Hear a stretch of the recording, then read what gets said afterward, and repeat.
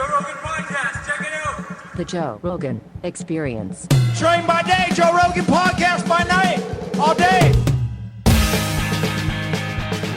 I'll take that. Yeah. I only drink a half one, though. You drink the whole one? I drink the whole one, but I'm going to try half this time just to see.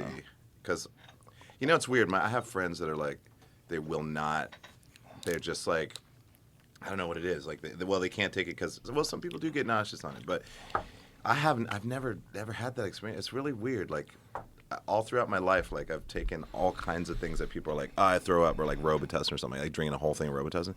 I throw up. I'm like, I don't know why, but I don't have that reaction. It's weird. So I feel either lucky or I'm dumb. I don't know. Do you ever get seasick? No. Oh, okay. Yeah. Do you throw up when you get sick? Do you ever throw up? I try to avoid it at all times, but I don't get sick that often. I get sick maybe once every 4 years or something. Do you ever drink too much and then you throw up? You just downed the whole thing, didn't you?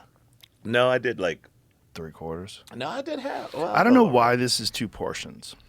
I That's silly. Because you can't even see through the glass. Like, I how know. do I know where the half is? I always have my flashlight. I'm just like, oh, let me check. Yeah, that seems kind of silly.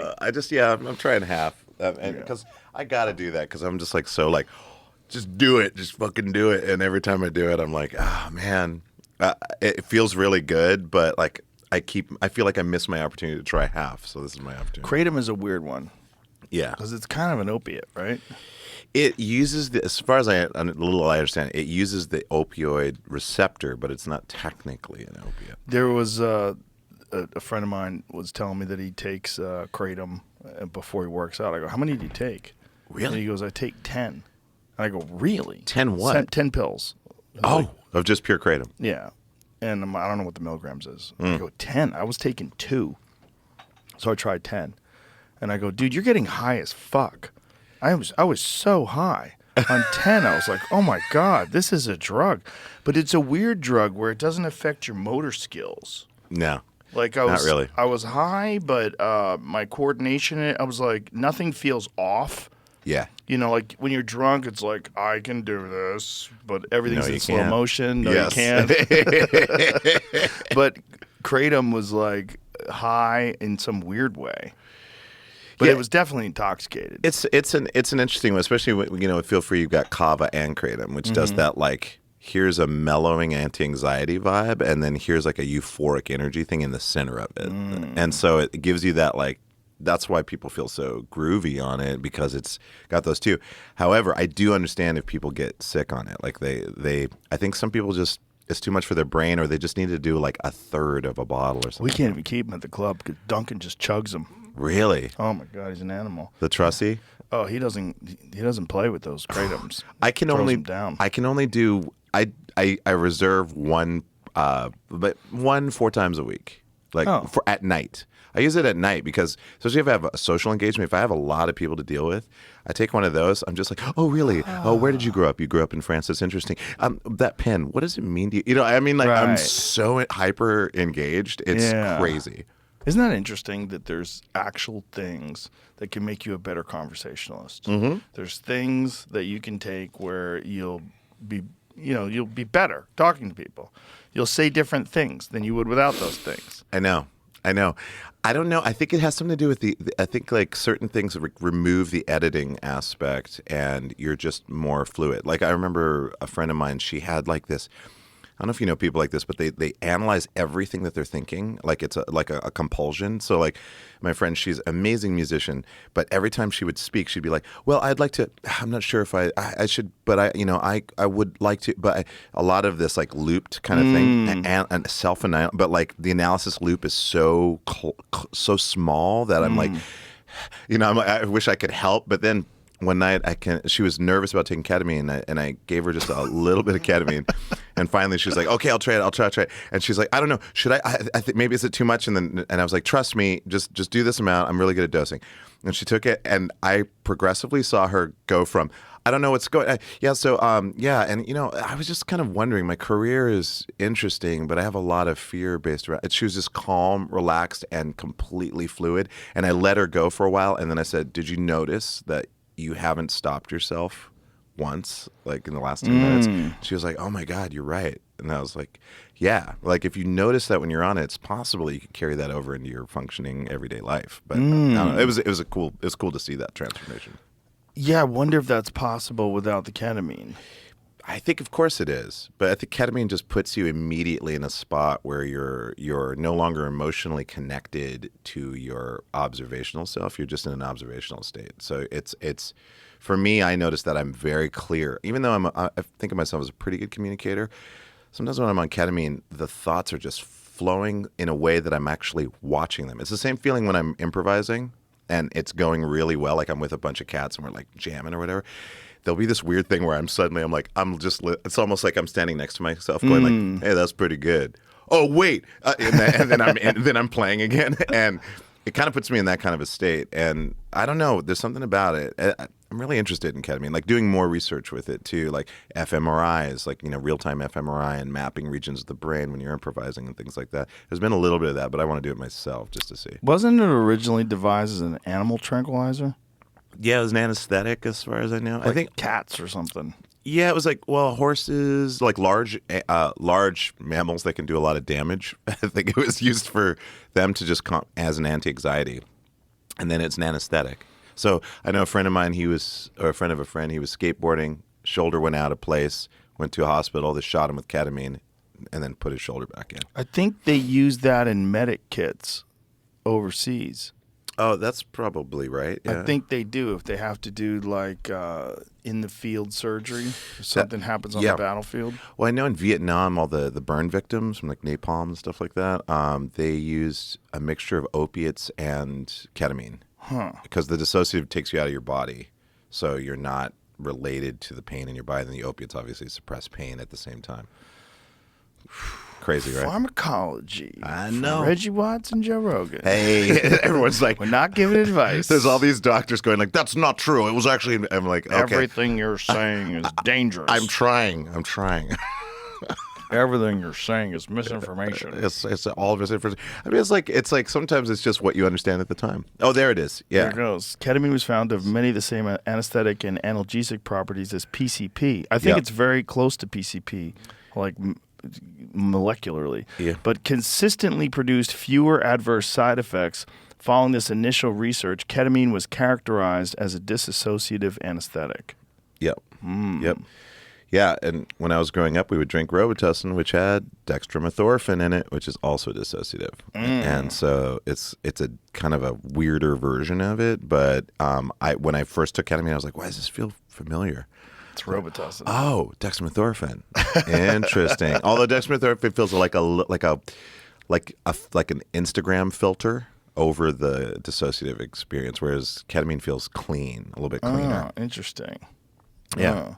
I remember when NyQuil had codeine in it. And one time I was sick. This is back in the old days. Yep. And I took NyQuil, and I remember lying in bed feeling so wonderful. Even though I was sick, I was like, this is amazing. I don't think I'd ever taken it before. And I don't think this formula is the same. I think I'm talking like the 90s when I got sick. Now, I remember being in a convertible in the 80s, and a friend of mine sitting on the deck where the top is down or whatever. He's sitting on the deck, and he just had a bottle of codeine. He was just like take sips of it, and I was like, I wanted to try it, but I was like, I don't know, I just didn't. But it was funny. Was the car in motion? It was in motion. We were cruising. That's not a smart move. No, I know it's not, but it's the 80s. That's a codeine move too. I know it's totally codeine. The 80s. It's like 80s everything. I remember in the 80s being in a Scout, like taking all the back roads from Great Falls to Lake 5 in Glacier Park on the way there with like a half rack of beer and just like, drinking beers and cruising down the road and with like three friends and a bunch of bikes in the back. I mean, I don't know, the shit that we did back then was, you just can't do it anymore. I mean, you definitely can't if people are filming you with their phones. No, that's true. Yeah, that was the missing link. That's a big part of the world now. So many things are being filmed. There's good and bad of it, right? The good thing is like citizen journalism. Sure, yeah. Like we know more about the horrors of war, like the wars that are happening right now. Do you remember like I think it was Desert Storm, or it was it was after whatever 2001 after the 9/11 attacks. They weren't allowed to show bodies of troops coming home. They weren't allowed to show coffins. Remember, photographers were not allowed. Or something like that. Yeah, which is insane. And then now, here we are 22 years later, and you just get graphic cell phone footage from Ukraine. Now you're getting it from Palestine and Gaza. It's just horrific graphic footage from phones. I mean, even back in the days, like remember when ISIS was on the rampage, you could still see videos on YouTube, like before they took them down. Like people were exposed to some pretty, videos. I saw one of those and I was like, I should have never seen that. Yeah. Should have never seen that. I can't get it out of my head. No, I've seen quite a few of them, unfortunately. It's just like, I mean, it's like, I mean, on one hand, it's like the barbarism is a good thing to see, where you're like, that I never want to put myself in this situation, or I want to do everything I can to try to make our society not do that kind of shit. But at the same time, it can desensitize, and some people can kind of fetishize on it as well. So I don't know. It's a twofer. Yeah, it is. That is a thing with people. They do fantasize about things that they see, and they want it. I mean, you've heard that about serial killers. They study serial killer documentaries and shit before they actually go out and do it. Yeah. I know, but humanity. Yeah, we're so weird. I know we're weird. We're so weird. I know. This idea of eradicating all war. I mean, I remember when I was a little boy, I was living in San Francisco during the height of the Vietnam War, and the Vietnam War ended. And I remember as a boy thinking, oh, this is great. Now there's not going to be any more wars. They figured it out. The war's bad.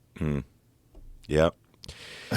They didn't. They didn't. They didn't, because wars will end. That's the one thing about war. A war will end, but does another one? What's the next war that starts? They're always sparking up. They're always sparking up somewhere. I have this weird theory. Well, I don't know. It's a weird theory, but and it's a gross generalization. But I think pretty much every conflict is a result of capitalism. In the sense that raw capitalism, in its nascent form, is it's just a system of trade and so forth. But the way it's been wired, because it doesn't have human well-being involved in the equation, it's just about, can we make this graph go up? We need more of these numbers, and it's just chasing infinite wealth, right? It's wealth amassing, but so it has a value system, but human well-being's not in it. So eventually, over time, it's of course people are going to game it, and very few people are going to game it, and they're going to acquire all this stuff, and they're just going to be desensitized to the rest of the inequities and so forth, and then you're going to cause all this animosity, and then there's going to be a lot of people going well, I need to get my stuff back, and then you get all these opportunists that are using the disgruntleism and using that to arm. It's that's my gross oversimplification. I'm sure I'll be corrected millions of times over, but whenever I see any of these conflicts, or even a conflict in my own neighborhood or my neighbors arguing over, it's about a property line, or it's about you didn't do this or you didn't do that. It's this weird thought process that goes into, I don't have enough, or I have all the stuff and I want to keep the stuff, or I want more stuff, and then someone else kind of responding to that in some way. I'm not phrasing it as eloquently as I usually do on ketamine, but that's kind of my. Whenever I see all of these things, I'm just I have a feeling that it's probably maybe that. I don't know. The problem is the alternative is even more horrific. What's the alternative? Socialism. Socialism. Yeah. I don't know enough about that. Because the only way that's enforced is by dictators. And then the dictators wind up doing what every human being in power does, which is control all the resources, control all the wealth, live in extravagant houses while everybody starves. Every single communist dictatorship is all run the same way. It's the only way to run them. Because the only way to enforce socialism is through violence. The only way to take people's resources and evenly distribute it, you have to go in with guns. But what about countries like Sweden and things like that? They have we have socialist We should systems. have social systems. Yeah, socialist systems. But you're talking about full on socialism. Yeah, I mean, I'm not. That's why. Here's something that's interesting. I really think within our lifetimes, if it hasn't happened already, governments are going to start using AI to do low-level legislation. And now I'm just I'm summarizing in a very optimistic way. We've been talking about this a lot, actually. Oh, okay. Okay, Yeah. good. So I got a friend of mine, Dr. Alan D. Thompson. If you don't know about him, just check him out. He's an AI expert, researcher. He's an explainer. He has a thing called The Memo that comes out, I think like every 2 weeks, something like that. But it gives you a really holistic state of the union of AI. And he's hyper optimistic and calls it human evolution, which I believe in that as well. If it's used well, you get rid of the emotional factor, and you just have something that's looking to solve problems. Yeah. And so I think like it can at least give you 5 solutions that are not emotionally based, that are just addressed, that are supposed to kind of maximize the positive probable outcome. And I think we may see a human AI synergistic government, at least low level government implementation. Probably some country that's like can do that and not feel like they're betting the farm on it. And if it goes well, then other people will implement it. Exactly. Yeah, I think so. We were talking about a AI president. Yeah. That you need a president that is immune to bias, Yes. corruption, influence, and someone who just looks at things rationally and in an intelligent way that spans all the disciplines, right? Like, how could any president really be an expert in foreign policy, the environment, economics, social justice, infrastructure, immigration? It's not possible. How No. could one person really know the correct solutions to all those issues? Even if you're briefed. Look, I can't imagine. All I do is run a podcast and do comedy and occasionally commentate on fights. And all those 3 things take up so much of my fucking time. My whole day today has been having conversations with people about replacement opponents because there's a UFC coming on in 2 weeks. Oh, wow. So I've been having all these conversations with experts and people that I know and commentators of who can fit this spot and who's ready and who's in shape and who's turned the fight down. And how could anybody? That's so minor. That's my role is so small. Like, I have so little to do, and yet it takes up so much of my time. How could anyone manage all of those things? They can't, but AI could. Yeah. And totally. AI doesn't have a son that gets money from Burisma. I know. It's like the thing about I know. Well, it's like, I mean, if you look at like, it's really hard. I had a term, I don't know if it exists, but I call it corporocrats. And most people in government essentially are corporocrats in the sense that the things that, when I see people like vetoing things or not getting on board with certain things, and you're like, well, that seems like that would be helpful, but you're choosing not to do that.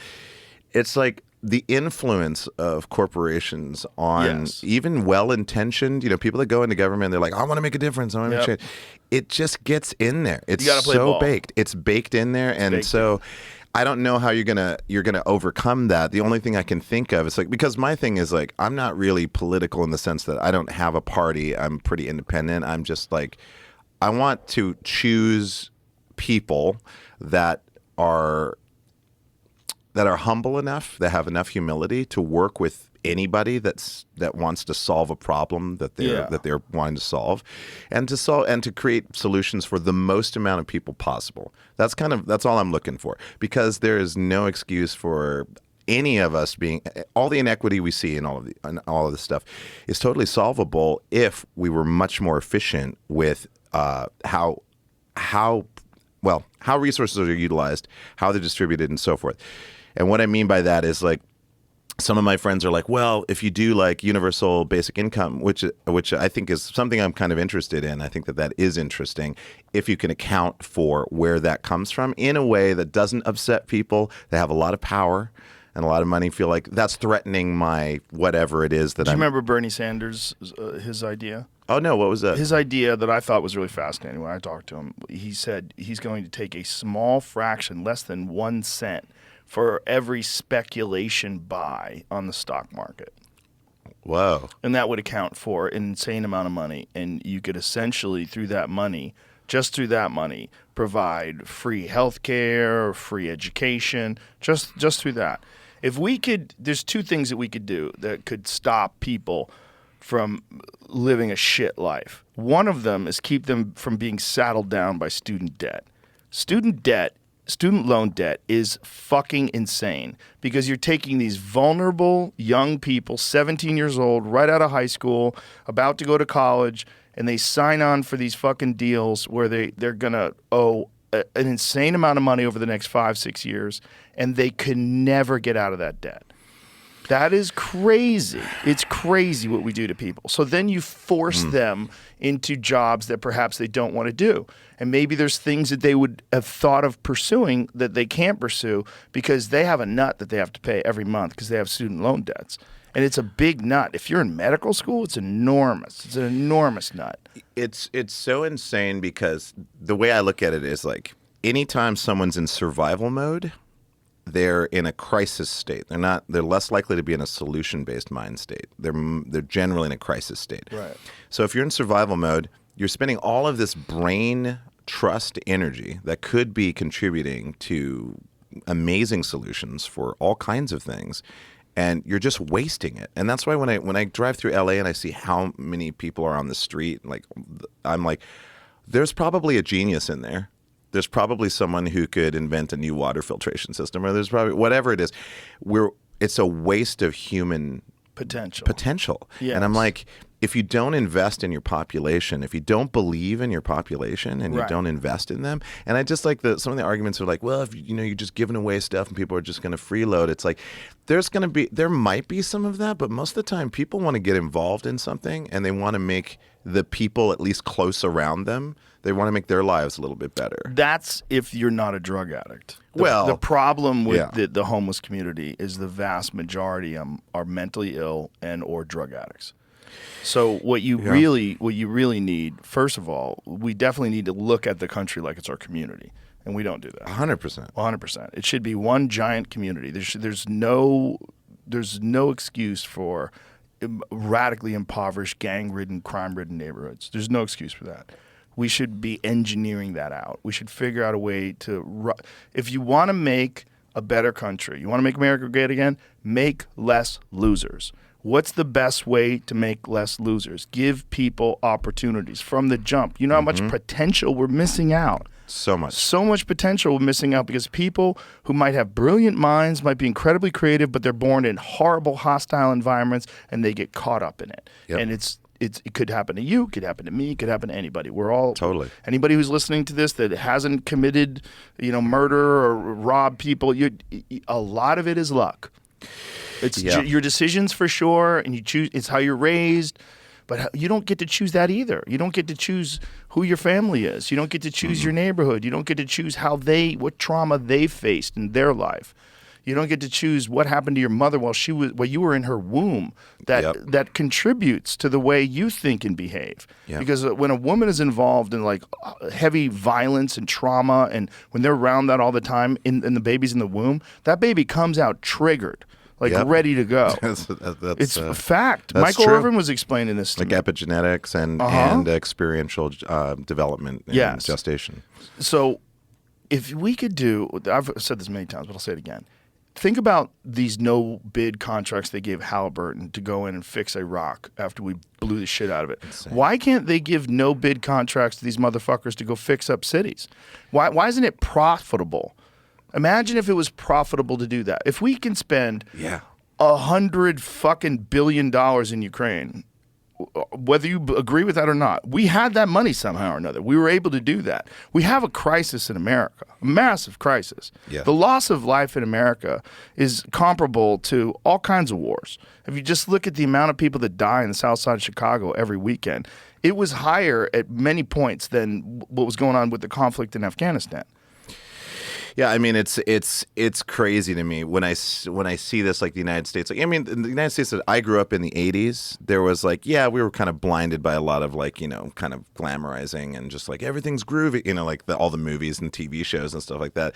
But at least when I grew up, I didn't have that stress of the micromanaging of constant reminders that the inequities are insane and that the middle class is just getting squeezed. And everybody I know, and I'm talking about like I tried to buy a house in LA for 3 years. I bid on 4 houses. One of them the listing agent was like, "We want you to have this house." They spoke French. I spoke French to them. I was like, "Okay, this is great." I'm buttering them up. The people who owned the house were French. The listing agent was Swiss, but spoke French. And I was like, "Oh yeah," and they were like, "Yeah, we want you to have a house. We want you to have a house." I was like, "This is great." House went for $1.7 million, and of course that was like an underbid. You know, however they do that bullshit psychological. Whatever, low pricing. So I was like, okay, great. I'm going to give you a healthy offer. I gave him a healthy offer, talked to my real estate agent and everything. I sent it to them and I was like, okay, this sounds like this is going to go through. And then they're like, sorry, they went with this other person. Oh, really? What did they offer? They offered $1.2 million on top of the adjusted asking price with waiving all the inspections contingents, and it was cash.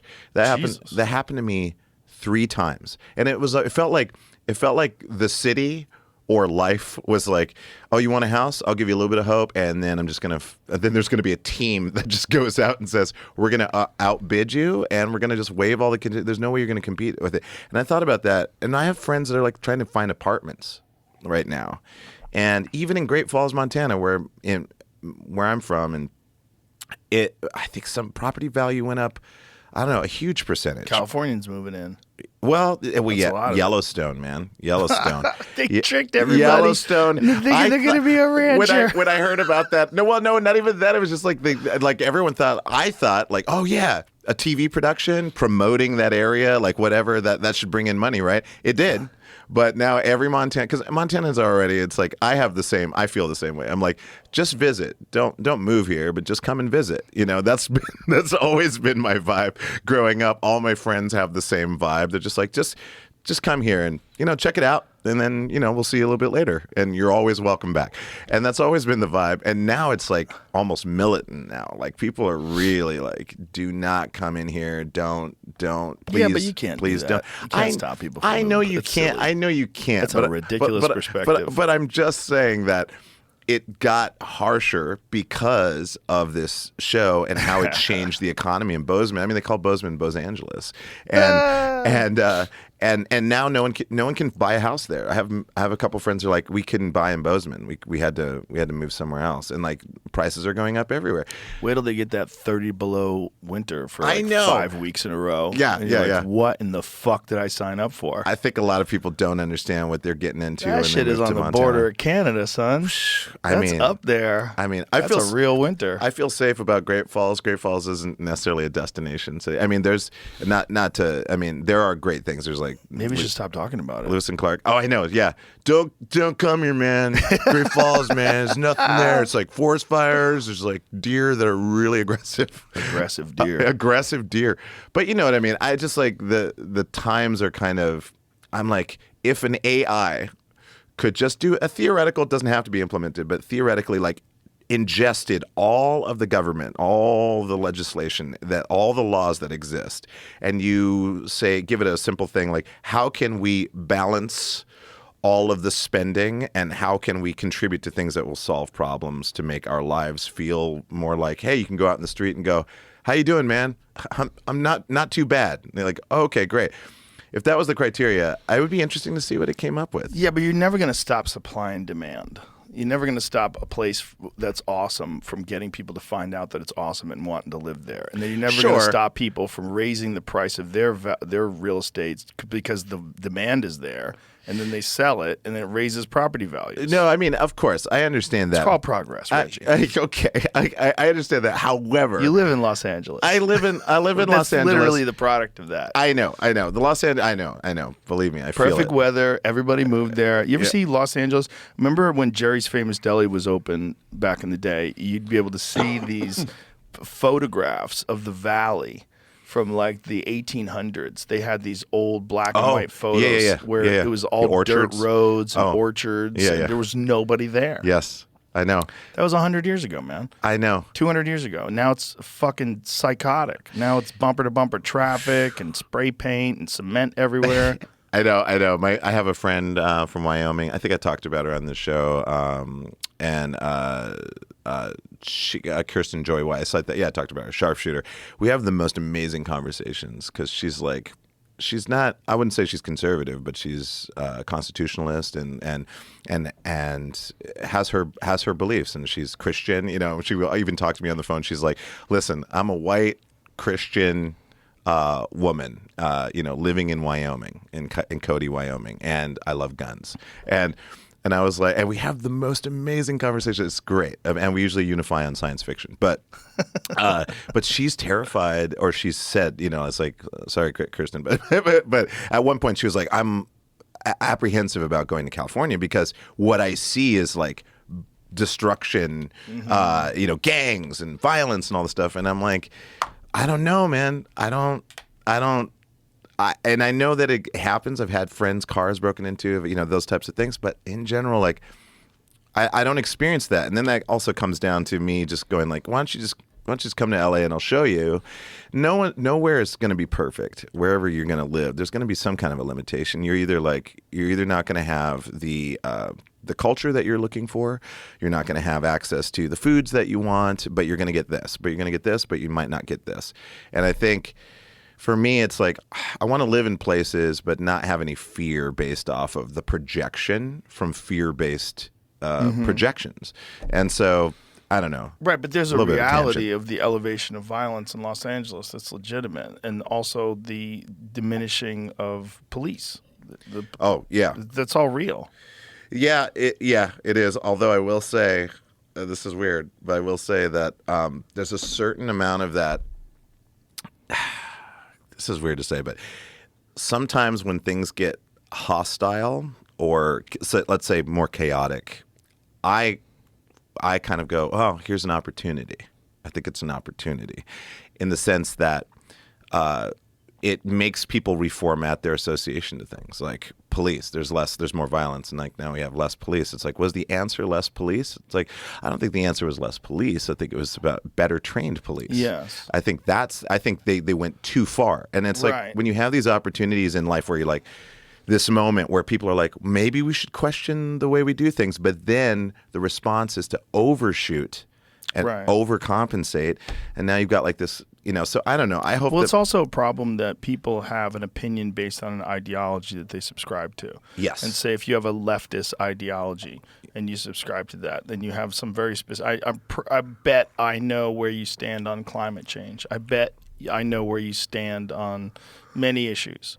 Yeah. And the problem with that is if your tribe all agrees to something, you signal to your tribe by also agreeing to it, and it's much easier than having a real objective conversation about the realities of that thing and not being attached to these ideas, but just saying, well, what are the realities of these things? Yes. I always call it the 10% rule. Like, I may believe in something and think about it and go, yeah, that makes sense for me, but I always leave 10% margin of me being completely wrong or me misunderstanding the whole situation, because I can't hold on to something so fervently, because I have all kinds of friends. I have conservative friends, I have anarchist friends, I have agnostic friends, whatever. I have religious friends, I have leftist friends. But the thing that brings us together is that we can have conversations about issues, and if I bring up something like, something that is a counter to what they believe, they're at least listening, and they're like, that's interesting. Well, yeah, if we incorporated a little bit of what you're talking about into what we're doing and we kind of de-escalate on here, we can arrive at something that's a little bit more rational that works for more people. What's stunning how emotionally attached people are oftentimes to subjects that they're not even informed on. And then when you really have a conversation with them about the actual data, they fall apart because they're ideologically driven. Yes. Their camp, whether they're a right-wing conservative or a left-wing progressive, their camp believes a certain thing. And so they're locked in on this certain thing as being correct. And then emotionally they respond to a differing opinion. And that is just rough, man. Those are rough conversations. I don't enjoy them. I really enjoy having conversations with people that I disagree with, that are polite and kind and objective and fair. Those are great conversations because they're stimulating. Yes. I get to see how you think about things and why you think about these things. And those conversations are so important. And for whatever reason, nowadays people don't want to have them anymore. They want to I think it's a social media 100%. artifact. 100%. It's social media, and that you can interact and you can say something.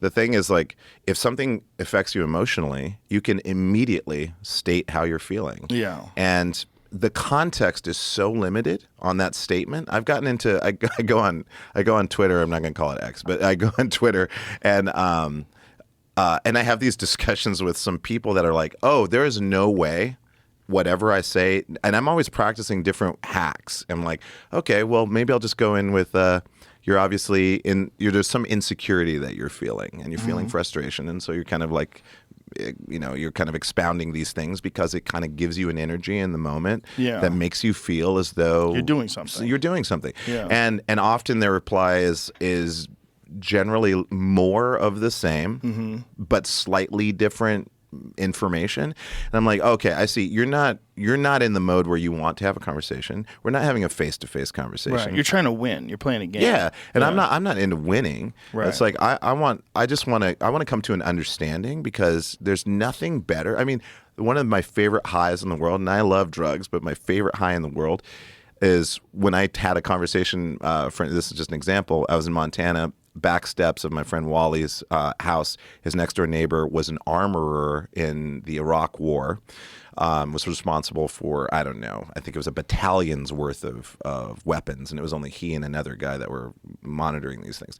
So he has all these stories, and his viewpoint on all kinds of things he's definitely more conservative leaning. I had this conversation about the perspective from people who are, it was a police issue, and I was saying, like, well, police need to be better trained. It's like, it's not necessarily about getting rid of them, but I believe that they need better training. In other countries, police go to school for 2.5 years before they even get out. So there's a difference in quality. And we kind of went back and forth, and I saw his eyes narrowing, and it was just kind of like steaming up a little bit. But then the more we talked about it, and the more I said, like, I understand where you're coming from. I get where you're coming from, and I'm not saying the opposite of what you're talking about. What I'm looking for is a solution of perspective, and I saw him cool off. It was crazy. It cooled off, and we left like he's still going to believe what he's believing, but it did not escalate, and it was feeling kind of a little dangerous, and then it was fine. And I'm like, the more that we can have these conversations, people aren't what they are for their entire lives. That's true. They aren't even what they are necessarily in any given moment, because when we get information that we can tap into and feel and get it from somebody instead of these tiny little bite-sized nuggets that are like decontextualized, then it's brilliant. And I get off on that. That's my biggest high in the world. It's like my friends going like, this about this. And I'm like, okay, I hear you. But what about this? And they're just like, oh, no, but check this out. And they're like, oh, well, I don't know what it is. That's the wonderful thing about some drugs. Yes, that's because true. Some drugs, like for me, it's marijuana. Marijuana makes me so much more considerate of other people's perspectives and feelings, because I'm much more sensitive when I'm on it. So when I'm talking to someone, I'm so much less likely to engage in like a real disagreement. It'll be much more passive, much more like, okay, I see what you're saying. Okay, so you feel that like reaffirm, and then have you considered. And this is a thing, and I say this all the time because it's a very important thing to say. I've tried very hard to not be connected to my ideas. That these are just ideas.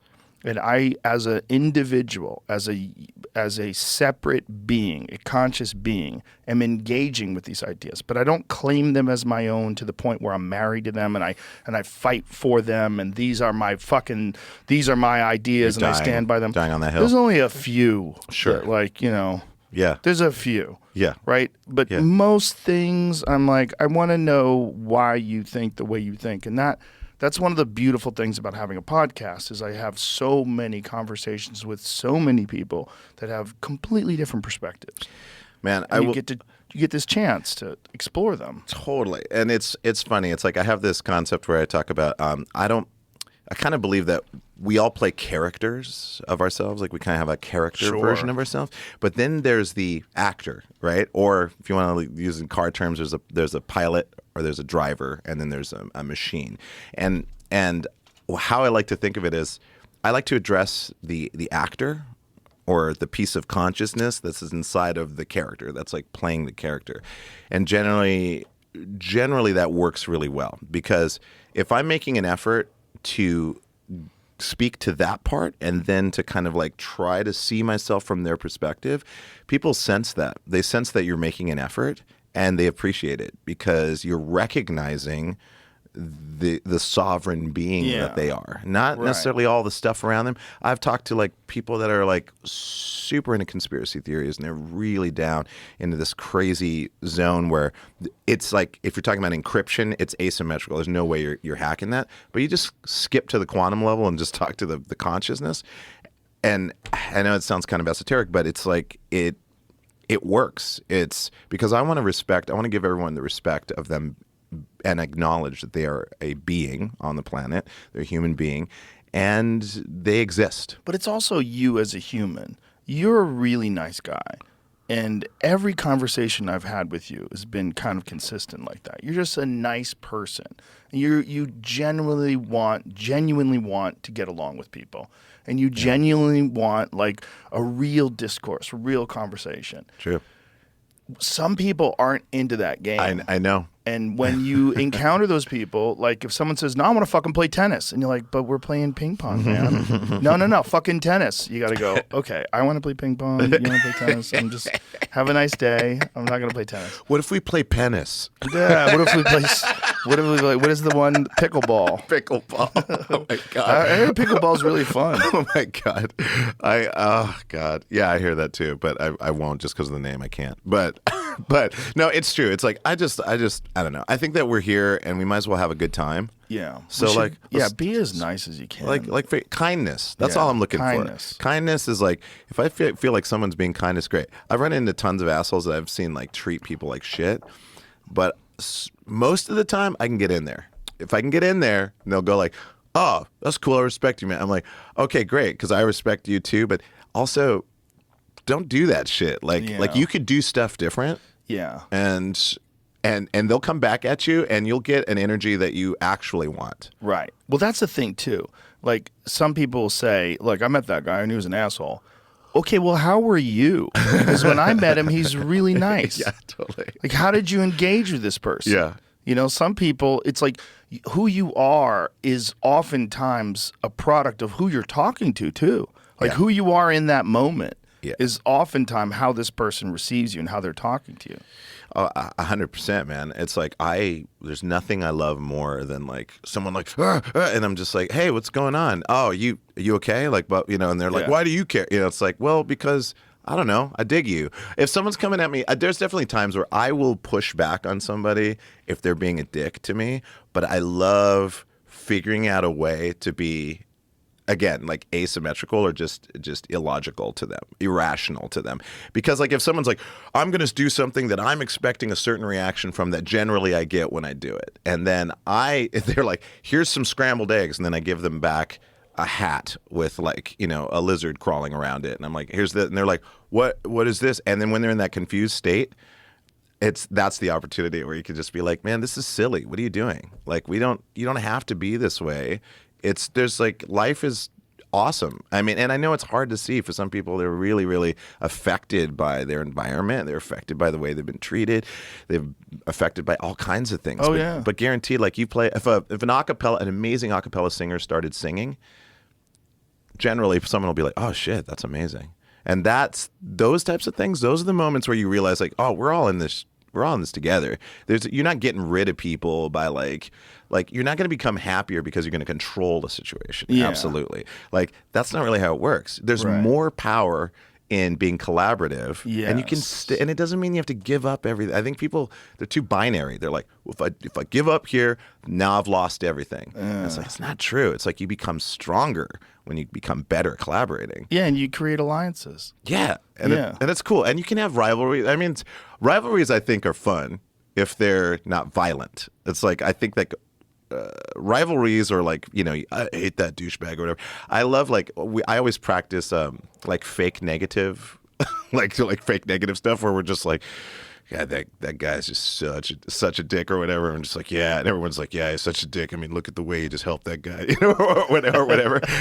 And I love it because it's like, well, you can kind of exercise a little bit of the real thing, but it's not real, Right. So it lets off steam. Yeah. And I mean, you know about this. Comedians do it all the time to each other. It's Oh, yeah, all the just time. Razzing, whatever. God, it's so much fun to do that with comedians, and it's the best. such a bummer when you try that on regular people. Oh no, they do not get it. You're like, right? And they're like, and you're like, okay. Yeah, it's like, especially through text messages. Like some of my comedian friends, I love the ridiculous text messages. We'll text message each other the most horrific shit, the most ridiculous shit, back and forth to each other, just so cutting to each other and just laughing. Everyone's laughing, and it's fun. I know. It's fun. You're sparring. I know you're sparring, and that's what the thing. I mean, it's like, and it's in love. It's a fun. Totally. Yeah, like the reason why they can say those things to you is because you know they love you and you love them, 100%. and it's fun and it's funny. And it's funny, and it's the best. I mean, I don't know. That's my thing. Also, I'm an artist, so for me, when I see art, it's like we're all intersected by art. Every art is a great unifier because it just goes straight to the initial core of what being a human being is about, which is a curious, creative, problem-solving adventurer. Like that's generally what human beings are. They're like, what's over there? How does that work? Yeah. Ooh, I bet you I could make this. Hey, what are you working on? Can I help you? Whatever. Or can you help me? Whatever. I think it's that. But then again, when people are in survival mode, all the bad shit happens. And then you get people taking advantage of people in those bad situations. Yeah. And then they're extending their disappointment with life and themselves onto those people. And then they start motivating. And you're just, guys, Well, chill I the think fuck out. human beings have a certain amount of conflict and problem solving that they have to address on a daily basis in order to be balanced. Certainly. And I think the more you can do that with yourself, the Yes. better off you are with other people. By controlled adversity, doing things that are difficult is the most important. For me, if I don't work out a couple of days in a row, I'm a different person. And I know that seems like, well, you got a problem. Yeah, I do have a problem. Most of it's genetic, I'm pretty sure. But my problem, it has a very simple solution that I've been practicing for decades, and I understand it. And I know how to mitigate that problem. And when I do, I am a much better person. And so I do that. But when I don't do that for a few days, I feel like a lot of people feel all the time. And just a touch of it. I don't have decades of it compiled with alcoholism and fucking drug abuse and problems and stress and lack of sleep and poor diet and all these other contributing factors that make you a fucking maniac. Yep. And environment. So I just have a touch of it after a couple of days. I'm like, ooh, I feel fucking irritable. Like this is not a good way. This is the opposite of ketamine, right? This is not a good way to interface with people. If I'm tense and worked up and I run into someone and they're taking too long to talk, they're just blobbing and blobbing. I'm like, okay, get to the fucking point. Yeah, come on, man. Right, but I'll say it that way. Come on, man, get to the point. And then that person's like, hey, you're fucking rude. That guy's rude. Oh, you're giving me a fucking ear beating. Like, oh my God, he's hostile. Like, I'm sorry, I'm tense. But if I was high and worked out, I'd be like, I see where you're coming from. I'd maybe joke around a little bit, like, does this story have an end? Yeah, right. Like with a smile, Right. Just make fun of the situation. Like, I see what you're saying, but God, running out of time here. I gotta get out of here. I do the thing where I like rapidly, basically describe what they're like, getting to the point at what someone's describing, like very rapidly, and then like going like, is that what you mean? And then they'll be like, oh yeah, and okay, now let's move to the next. But then they want to keep going and expand on it, so it's their own. That's true. But there's also a problem that some people just suck at talking. Of course, some people are just not very good at it, and they're practicing on you. Like they're practicing. That's true. Yeah, that's very frustrating. When people talking at you.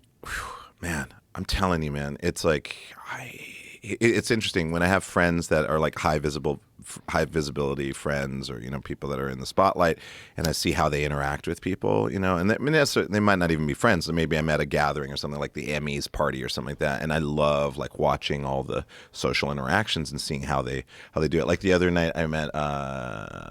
I was at Sarah Silverman's rooftop party, and it was like all these amazing people were up there. It was really cool to see everybody. We hadn't seen each other in a long time. All the people I grew up with doing comedy in 2003 in a little tiny club in New York, whatever. It's like, look at us now. It's like, this is cool. We did good, or goodish. And anyways, Owen Wilson was up there, And I noticed a strategy that he used, which I thought was kind of interesting, which was he was leaving, and he had kind of met me before, but I don't think he recognized who I was. I didn't think he knew who I was.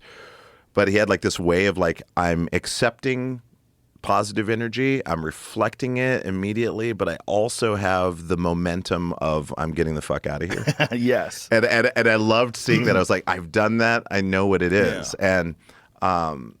And you know, I don't know. It's like you deal with a lot of people. You kind of have to. Either you're just like, I'm terrible with people. I'm not going to these things, or I'm out. Or at this point, the way anybody behaves towards me, I'm not really shocked. I've seen almost everything. I've seen shortness. I've seen people that other people think are rude, but they might be on the spectrum and they don't know how to. They just jump into something as though you've been talking for like hours and assume that you know what they're talking about. In those cases, like I've developed a lot of patience for that. So like I try, and when I'm with my friends, I'm like, they're like, whoa, you were really patient with that person. I was like, it's the only way I can do it. It's because I have to give people a little bit of time. I don't want them to take advantage of me, but I gotta give them at least a little bit of time to hear what they're talking about. Because, fuck, man, my worst nightmare is like the more successful I get, the more detached I become from the general human populace. I can't do it. Most of the places I hang out with, I had a friend who gave me a compliment once. They were like, you're like a famous person that doesn't live their life like a famous person. And I'm like, yeah, I'm not gonna fucking do that shit. I'm going to the DIY spaces. I'm helping someone with their flat tire. You know, whatever. It's like nothing changed. I just have some more resources so I can like do some different things, or I have access to a great podcast like this, you know, or get to hang out with like really cool people.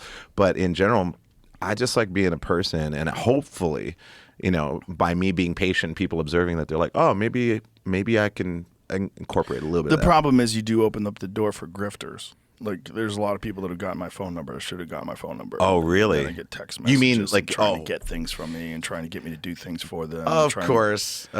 Get people to do this and that. And can you connect me with this person? You know, you block them. Whatever. You don't respond. Don't block them. You don't block them? No. You just let change my phone number. Oh, really? I have a new one. I have to give it to you. Oh, okay. Good to know.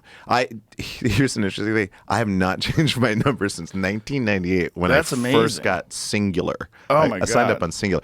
But I will say this. I think some of my friends who have to change their numbers, I mean, you're dealing with stuff like the crowds that you're dealing with, like fighting. You're interviewing a lot of people that have all kinds of crazy different perspectives.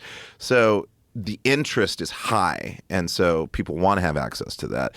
For me, it's like I'm a silly guy. You're just a cool guy. I'm just a silly guy doing things. So you can't give them anything. Yeah, it's like I don't really. What are they gonna? They're gonna ask me like, "Hey, can you do my show?" Right. Well, it gets to the point where like if you're a hot woman and a guy's being nice to you, you don't think, oh, this guy's just being nice to me. Like, this guy wants to have sex with me. Right. So that's always on the table.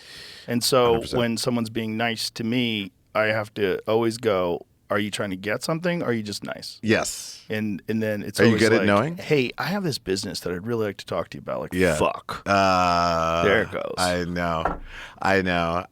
I mean, it's that way for me, but it's mostly about like a show. Like it's always like, can you do my show? Right. Or can you do a voice on my animation thing? Or something? Well, some of that's cool. No, some of that's fun. It's super cool, but like I'm prepared for it, but it's less stakes than what you're kind of talking about. So I can like chill. At a certain level, it gets super weird. Like I have friends that are really like Post Malone. He's really famous. He changes his number all the time. He really just has to. He just has to fucking vanish. I get it. I mean, everybody's trying to do something with that guy. It's just like everyone's pulling at you. Everybody wants something.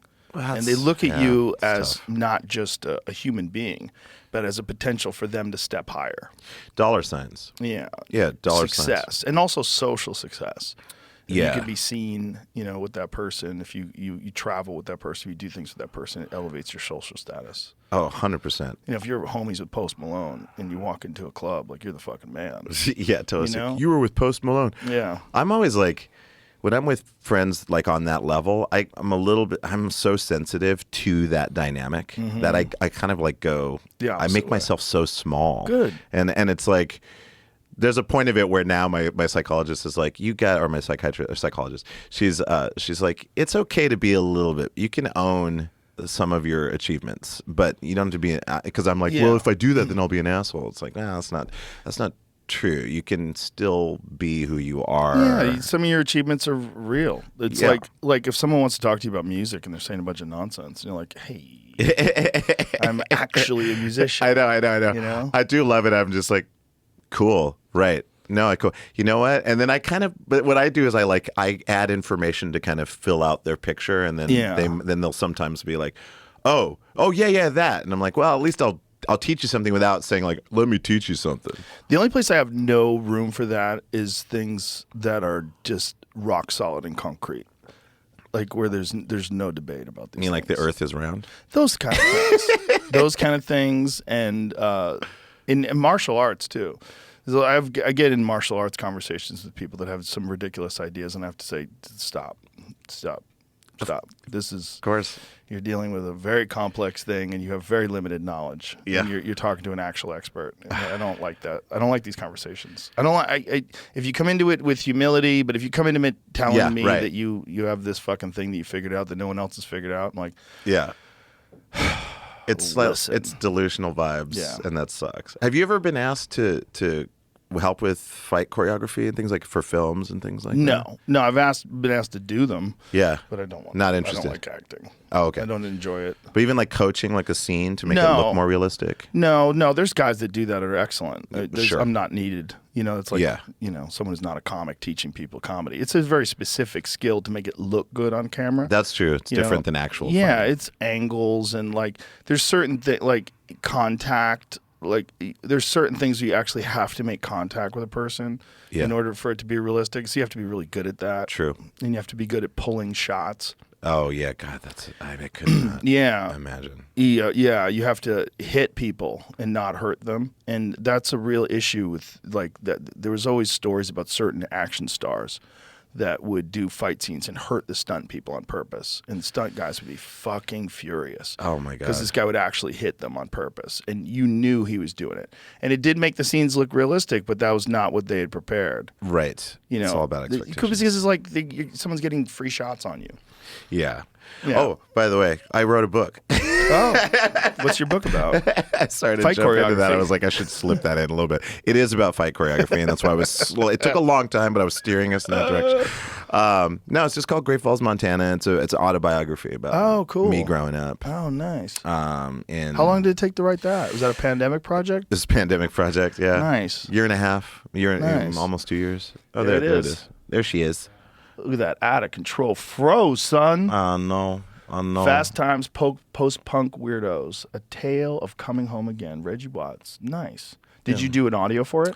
I did. Yeah. Good. I kind of didn't want to. I was You have to.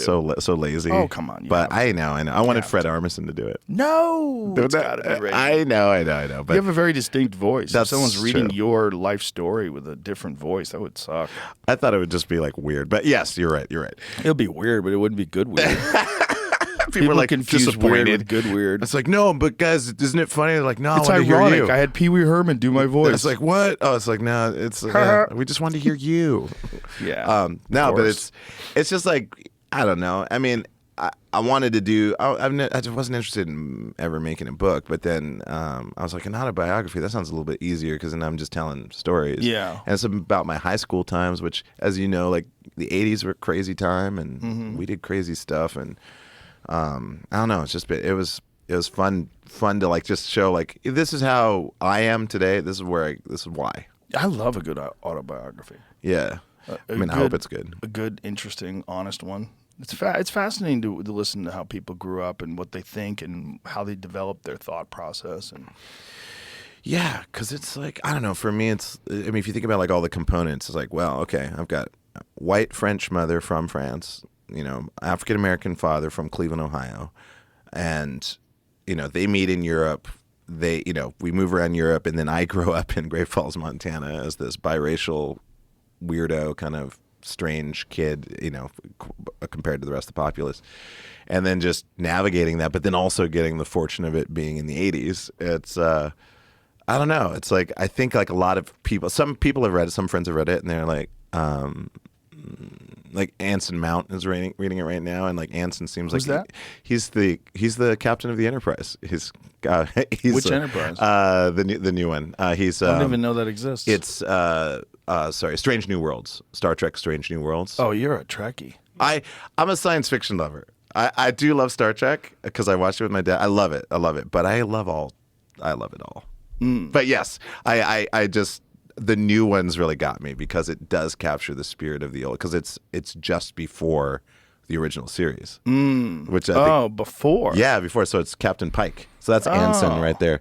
And this is on what? How do you This is on Paramount. consume this? Paramount I think Plus? it's Paramount Plus. It's good? To me, I was like worried about it because Voyager's Guy's like got great hair. It's Anson's awesome. Look at his hair. Anson's like he plays the part in this really great way. Like he's like the guy that you would want to tell all your problems to, on the show. And he's a great actor, and he's always been really cool with me. But he's done a lot of stuff. But this is the one. Finally, this is a role that like. Do they have the internet on the new Star Trek shows? Is there an internet? What do you mean? Yeah. Do they have internet? Like, can they Google things? I think of course they have the ship's computer, right? It's like artificial intelligence. I don't know. They never actually never hear about that. Well, maybe you do hear about that, but on this show, no. It's just like Can they send emails? I think it's old now because they're just like communicating. Isn't it funny that they never even thought of a phone that would work from space? They thought of it as a walkie-talkie. Kirk out. Remember that? I know, like. Yeah, that like you had little- to talk, and then you had to wait for the other person to talk. Like I know. a walkie-talkie. It's like hello, over, Over. hello, over. But I mean, it's like what it came up in the '60s or whatever. But the new one, actually, there's a joke about it because a guy from the future comes into them, and he's from the Federation, so he's got the thing that you just hit the badge, and they're like, "We've analyzed it, and apparently it's a communicator." And then Anson's character is just like, "Yeah, but flipping open the thing—that's the funnest part. That's the best part." And I was like, that's Imagine true. talking on a walkie-talkie to your friend when she's not on ketamine Oh my god. with the rambling. Oh my god. Well, And you'd have to. over never comes. There's just over would never. Are you kidding? You'd miss like I don't know how much you'd miss. You'd miss a lot. And if you had to tell her something like really important, there's a monster headed your way, like you wouldn't be able to get to it because she'd be like, today was like, okay, I don't. Maybe I'm not sure if like, there's a monster just like- in your neighborhood. It's like, no, there's a thing. You got to get out of there. And they're just like, yeah, but all of reality is made of particles. So those particles are the essence of perception. I mean, God, I couldn't know. I've done some functional things on K before, which were pretty Functional surprising. things? Well, things Like that you're what? supposed to be functional for. Like but what? I think the first time I did a lozenge, it was a 200 milligram lozenge, and because I have a prescription for it. What is the prescription for? What does the doctor say when they write that prescription? He likes to get high. It's like he really is into. He's a psychonaut. I don't know. No, I mean it's kind of like it's for therapeutic reasons, but Sure. you can like.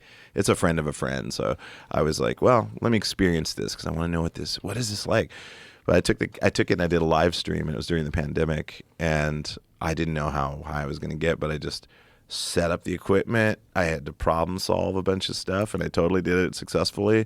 No one knew that I was high, and that's my secret. I will say it's the one strength I have on psychedelics. I can always do an impression of a non-high me, unless my eyes are crazy. But generally, people are like, "I didn't know you were high." It's like, no, I was completely peaking on acid when I was talking to you. And they're like, "That's impossible." I'm like, no, it's something I actually like to practice because it's fun. Practice normalcy. Yeah, like I'll do oftentimes if my friends are like we're like all really high on K or something like that. I'm like, guys, I'm gonna do an impression. This is my favorite thing. I'm gonna do an impression of a normal person, and so I'll like get up and go like, oh man, I forgot to do this thing. Oh shit. Hey, when you get a chance, can you call so and so or whatever, and then like go over and like wash my hands and like just do normal person stuff. Yeah. And there's something about like trying to find your center in the middle of a storm that I feel is kind of like. It's like strapping on weights on your ankle or wearing a weighted vest in training. It's like it's a way of like kind of challenging yourself to the point at which you hopefully make a goal by like achieving something. Yeah. But I don't know. That's a little too weird. Well, it's also you're comfortable with that state. For someone who's never experienced that state before, it becomes overwhelming, and then you kind of like give in to the anxiety of the moment. And that's the thing about bad trips, right? Yeah. A lot of it is people fighting it, struggling with the trip, and not wanting to accept Totally. it, not wanting to let go and give in. Totally. It's a big factor. Totally. I mean, I get it, and that's why generally it's hard for me to find people that are just down. You know, like if I'm like, hey, do you want to do? Whenever I see ketamine, it feels like I'm saying like the heaviest thing in the world, because either people are like, it's horse tranquilizers, it's K-hole, which is thought of as negative. Or they're thinking of like party vibes, like where you're just like doing bumps and you're like, oh, I'm dancing. Here's a bump and bump. It's like generally when I do K, I fucking do K. Like I want to be in there. I want to like get in there. And so when people come around or like, well, that's all I know about it. I'm like, you know what? Come over to my house. I don't know if people have come. I should be a coach or something. People come over to my house all the time. And they're like, oh, I don't know, man. I don't know. I'm like, trust me, I'm really good at dosing. That's always my line. But it's true. People will be like, oh, it was just like you said. That was great. I was like, I guarantee you'll ask me for another bump. And then they'll be like, no, there's no way. And then like, oh, can I have another bump? I was like, I told you. It's a great, it's all about set and setting. And I like to have fun. So, Right. But anyways, Someone went into a K-hole at my club the other night. no. Yeah, some lady was No. And her, In the audience? Yeah, her boyfriend Did she have to was be like, oh, taken he's out? doing ketamine. Yeah, they had to get her assistance. Well, the good thing is it's over in 20 minutes. There's a lot of that out here. A lot That's of what people I are doing heard. the nasal spray That's what I heard, the nasal spray thing. Yeah, I recreationally. and I heard it was like kind of your engineer was saying that it was like kind of a tech bro thing, which I'm like, well, I would call Jamie a producer more than an engineer. okay, What's your I official apologize. title? I was Deeply trained an apologize. engineer, but I produce now. Okay, gotcha. Got you. Yeah, it's a tricky one, K, because just the connotations, the negative connotations. Yeah, and also where people do it. It's like, don't do it at a comedy club. It's like why would you? Or don't do that much. Or do yeah. The thing about those nasal sprays is no one can stop you I from know. just fucking keep hammering that thing. It's too convenient. Next thing you know, your hand has a metallic claw and you're in another dimension. And you keep pumping it. Oh my god, man! The safety. There's nothing that feels more unsafe than when you're like really high on K and you're in an extremely public place. It's quite the challenge. I just tell people. I just tell them just so they know. They're like, hey man, I'm like, I'm really high right now on K, and usually people are like, oh okay, all right. Yeah, I've never done it like that. I've only tried it a little bit. Yeah. I've tried the therapeutic dose. Oh, I okay. was like, oh, it's kind of interesting. Yeah. But too many people I know are too into it. I'm like, that just seems fraught with peril. Yeah, there's definitely addiction problems. I tend to not have issues with that. I'm saying that I'm addicted to food, but I'm not if I go on a tour and I don't have access to anything that I normally have access, because I don't drink. I just basically do, these feel frees, and like weed is definitely my constant, especially edibles, and then K. That's kind of it at this point in my life.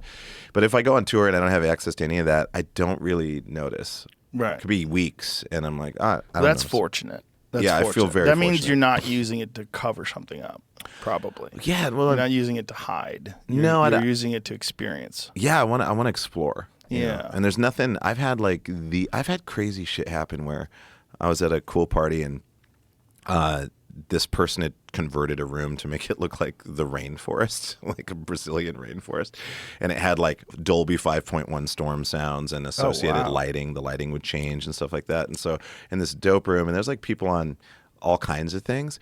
But I was like really high. I had a couple bumps, and then I had a 200 milligram lozenge, and I was with a friend of mine, Mason, and I sat cross-legged, and I put my hands like this, and I became a statue. I just froze. When you're saying bumps, are you saying you're sniffing it?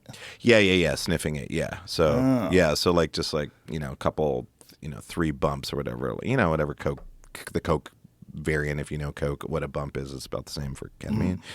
But I had one of those, and we had the lozenge kicked in, and we went deep into a K-hole. Interesting thing was, there was a guy, he's probably like 20 feet away. There's people talking all over the place, storm systems, all this stuff. I hear this little voice like through the storm and like in the distance going like, hey, if anybody's out there, I'm having a crazy trip right now. And I responded, I'm pretty sure this is real. I responded in the quietest voice. I was like, no, I can totally hear you. What's going on? We started having a conversation back and forth. And Mason can attest to it because he heard me talking. He's like, who were you talking to? I was like, I was talking to that guy over there. And it was a real conversation. I was like, how is this possible? How can I be having this super quiet conversation. It's almost like quantum tunneling or something like that with this person. And that's happened more than once, and where it's almost, I don't want to say telepathy. Supernatural. It's not telepathy, but I think that it is possible. I mean, they are producing sound, but maybe the brain is able to completely, like noise canceling, just take out all of the noise and focus on that voice. I've had weird telepathic stuff on it. That's why I'm interested in like doing more research in different states and seeing what results can be When they reproduced. first discovered harmine, they tried to call it telepathine. Really? Yeah. What is that? Well, Harmine. harmine is a MOA inhibitor that's Oh. a part of ayahuasca and Oh, right. many other. There was one that we talked about yesterday that Brian Murarescu brought up that was. It was a harmine. What was it with, Jamie? It was a lotus flower, right? That's what it was, right? That the ancient Egyptians used. It's an MAO inhibitor, so it stops monoamine oxidase in the gut, and that's what makes dimethyltryptamine orally active. Oh, right. And so harmine, when they first experienced these altered states, they were trying to isolate the compounds that were responsible for it, and one of them they decided was causing these telepathic experiences. And so they tried to call it telepathine, but because of scientific nomenclature, that had already been discovered as harmine, so it had already been labeled as harmine, so they kept it as harmine. But for a while, they were calling it telepathine, because the people that were experiencing that were having these communications without words, and they were experiencing things in unison together. They were experiencing these visions that they felt like they were communicating with each other through this vision without talking. I mean, I completely believe it. I mean, I've had too many incredible experiences on those types of, especially dissociatives. I mean, this is a different substance that we're talking about, but I've had experiences where I don't know what it is. Like, I've done crazy stuff where I don't have the greatest knees, and so I'm always, I'm careful of it. I'm on ketamine, and suddenly I'm like on the ground doing that duck walk or whatever. No problem. You don't have the greatest knees in what way? They're just not hot. No, they're I like hot knees, guys. They're not sexy enough. They're not sexy enough. Maybe get them tattooed. Yeah, that's true. I'll get a huge band around each one. No, it's just like suns on each one of them or something. I have low cartilage on the back of each kneecap. So there's rub. It's just, I think it's just genetic, like just a genetic thing that happened. I'm knock-kneed, so I was born with like not the greatest like knees, and then knock-kneed is, how does that work? So knock-kneed, it's like you're kind of your knees go in. Yeah, it's like a. There's a physical therapist that can correct that with exercises. Yeah, well, the shape of the best thing for it, if I was a kid, and maybe now too, is riding horses. Like riding horses. Yeah. Interesting. Well, you remember, like, how they always say, like, cowboys are bow-legged. It's because they're always in the stirrups and they're pushing around. And so it makes their legs go out. So when I was a kid, they were like, if you ride horses, you can correct your knock-kneedness. Could you correct your knock-kneedness with like a machine, like one of those adductor machines? I tried that for a while. I don't think it's strong. It's like no matter how strong your muscles get, like that's such a structural thing to actually change the. You should talk to somebody that's an expert in that. I would. There's some people that have said that, like, pigeon-toed people, that you can unlearn that. For sure. Pigeon-toed is like, that's a little bit more correctable, for sure, because that's orientation. That's like a conscious orientation, strengthening the right muscles. I think with the knee, I don't know, the knees just feel more like it's like a joint. It's like if you had a joint and you bent it, it's like the joint's bent, but now you got to bend it back. Right, but what are you doing to fix that is what I'm asking. I'm just complaining. No,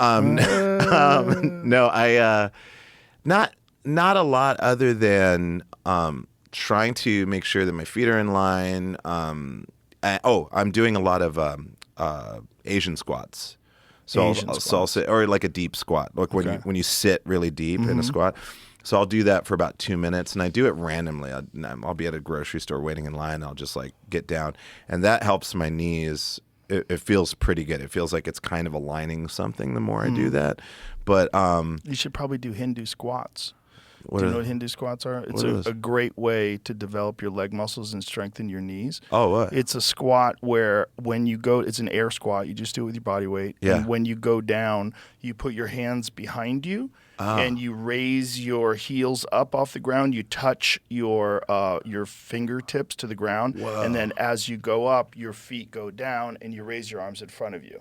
And so you breathe in like this. Like that. I do those. See those? Oh, that's sick. Those are phenomenal. Wow. I do 100 of those every day.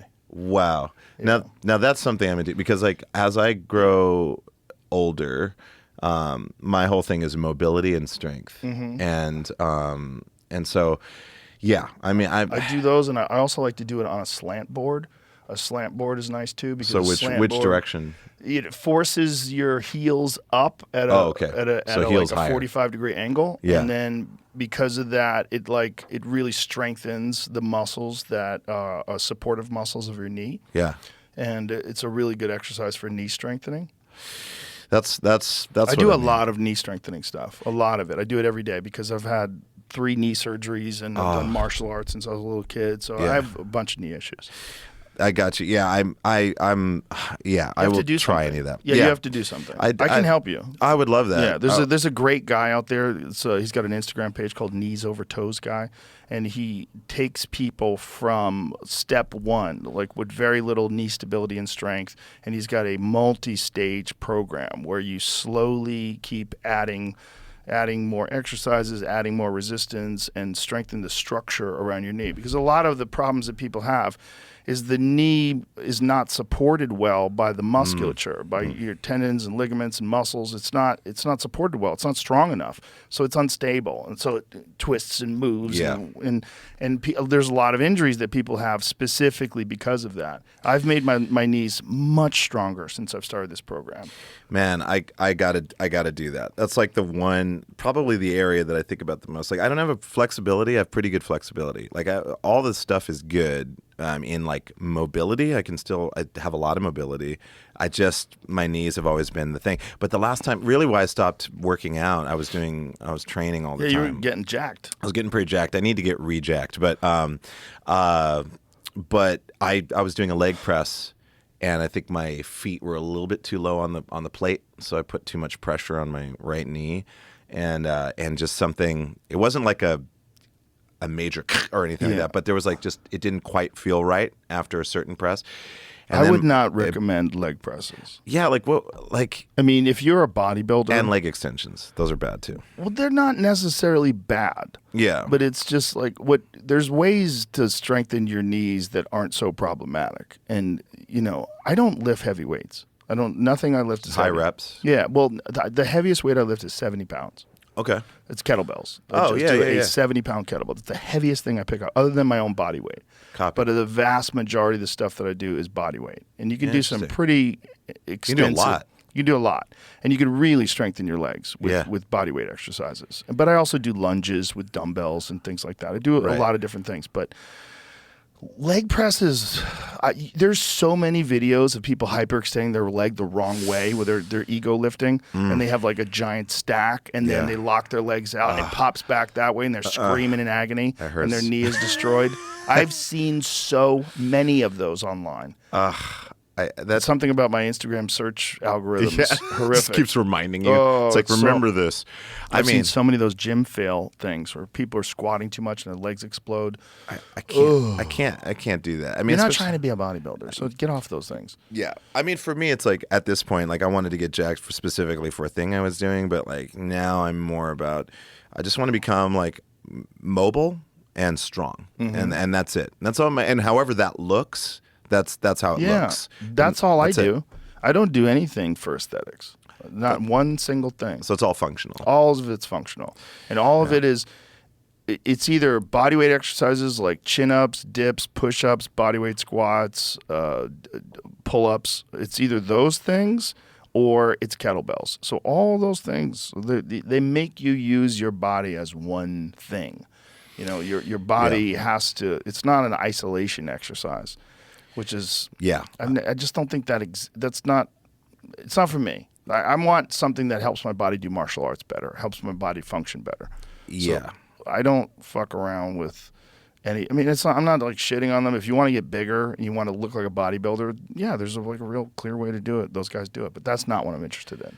Yeah, no, I get that. That's my next phase. I'm kind of moving into that because like last year, when my mother died, and like all the, post pandemic, like I had a lot of stuff, and it's like, and that injury happened. I was like, oh man, and so I got kind of, just pudgy, and now I feel like probably the weakest I've felt in a long time. Get a trainer. Did you have a trainer before? I did, but it was so expensive, and now that I'm done with the Late Late Show, I have to watch my money a little bit until the next thing comes along. But like, I mean, I'm doing fine, but I do have to. But that's actually, I don't know, it'd almost be worth going bankrupt for that, because it's like I'd rather I want my health. My health is the important thing for me in my life, and I started working these guys called. They call BioCoach. I don't know if you've heard of those guys. No. BioCoach.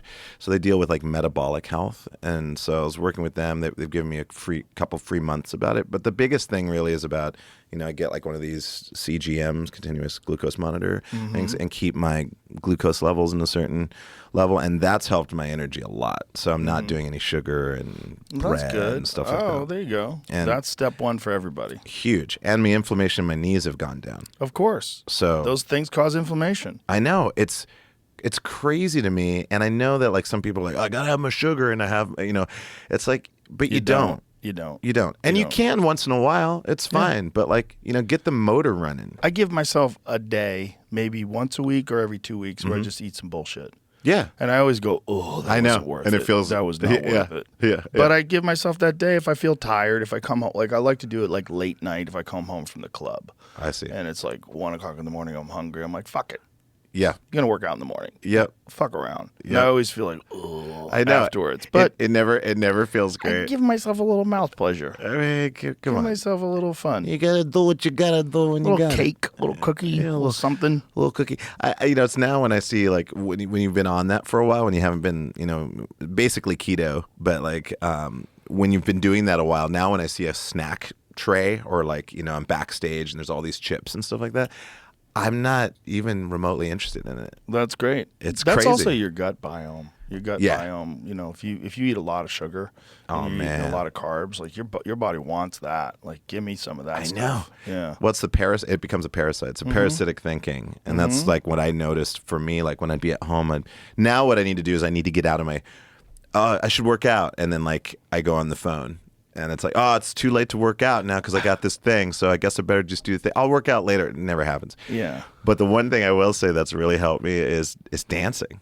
Oh, okay. Well, that's working out. That's my like, because I love to dance. Dance Dance Revolution made a lot of people lose weight. That's right? Yeah. A lot of people lost weight. I mean, A lot of people lost weight. Because it's a game. And Yeah, you're it's playing a fun game that you get addicted to that actually makes you move your body and burn a lot of calories. man, I love it because isolated workouts, like it's cool. I can do treadmill. Like treadmill, I can walk for an hour and just like 10% incline, whatever, 3 miles per hour. I'll just like watch stuff on YouTube and I don't even notice and I feel great. I feel so good. And like walking a lot is great. But my ultimate, if I'm going to do an isolated, is hiking. Like, hiking's great. Steep grade Yes. hiking. I don't know what happens to my brain, but I'm just like, I'm just like, I gotta get up that hill. It's natural. Something.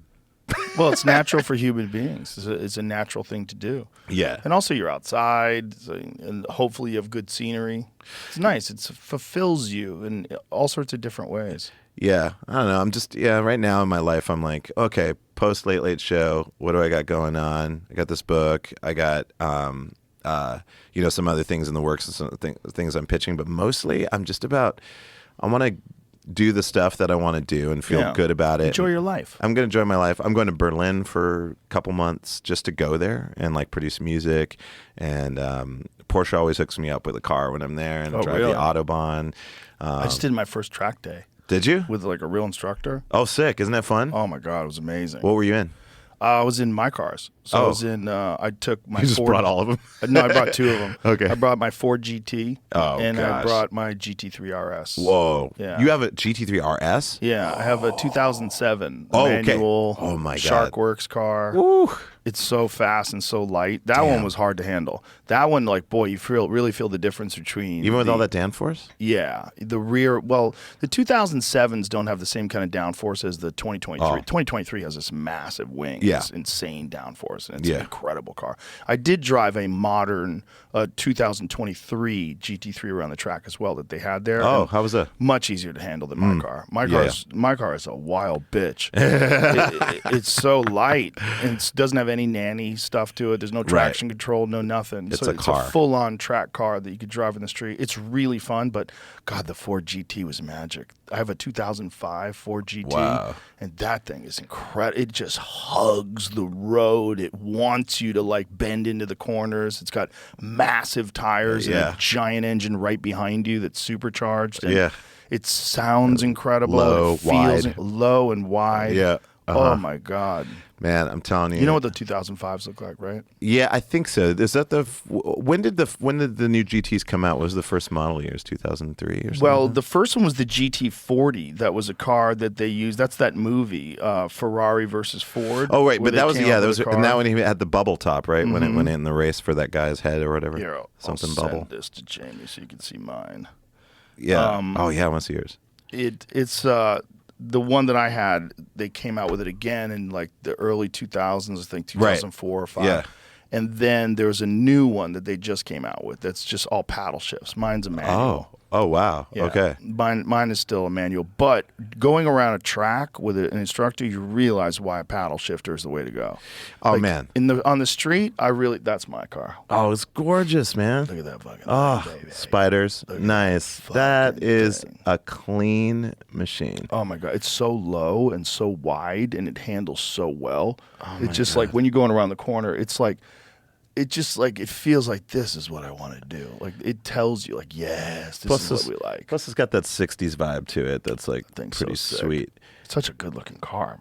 My Man, God. I am so stoked on because I have Porsche Taycan Turbo S and I have that thing's amazing. That thing is it's amazing. It's like I mean, there's faster cars. You got the Plaid. You got the fucking barely faster. Yeah, if I you know. find out that it's faster, you're a fucking asshole. I know. Like you have to be so crazy to take that Taycan Turbo S and try to compare it. I just remember like going up the Angeles National Forest, Angeles Crest. Mm-hmm. So going up to the crest because there's that Friday meetup that happens. Was it Good Vibes Breakfast Club? Jay Ryan and his wife, they started it. But so we always meet up there every Friday morning, and that drive up there, especially if there's like no one ahead of you and you get those nice long stretches of curve. There was a motorcycle. We went up the back way. Motorcycle was behind me, and he thought he was just gonna decimate me or whatever. And and he was, and I was like in front of him, and then he was just gone.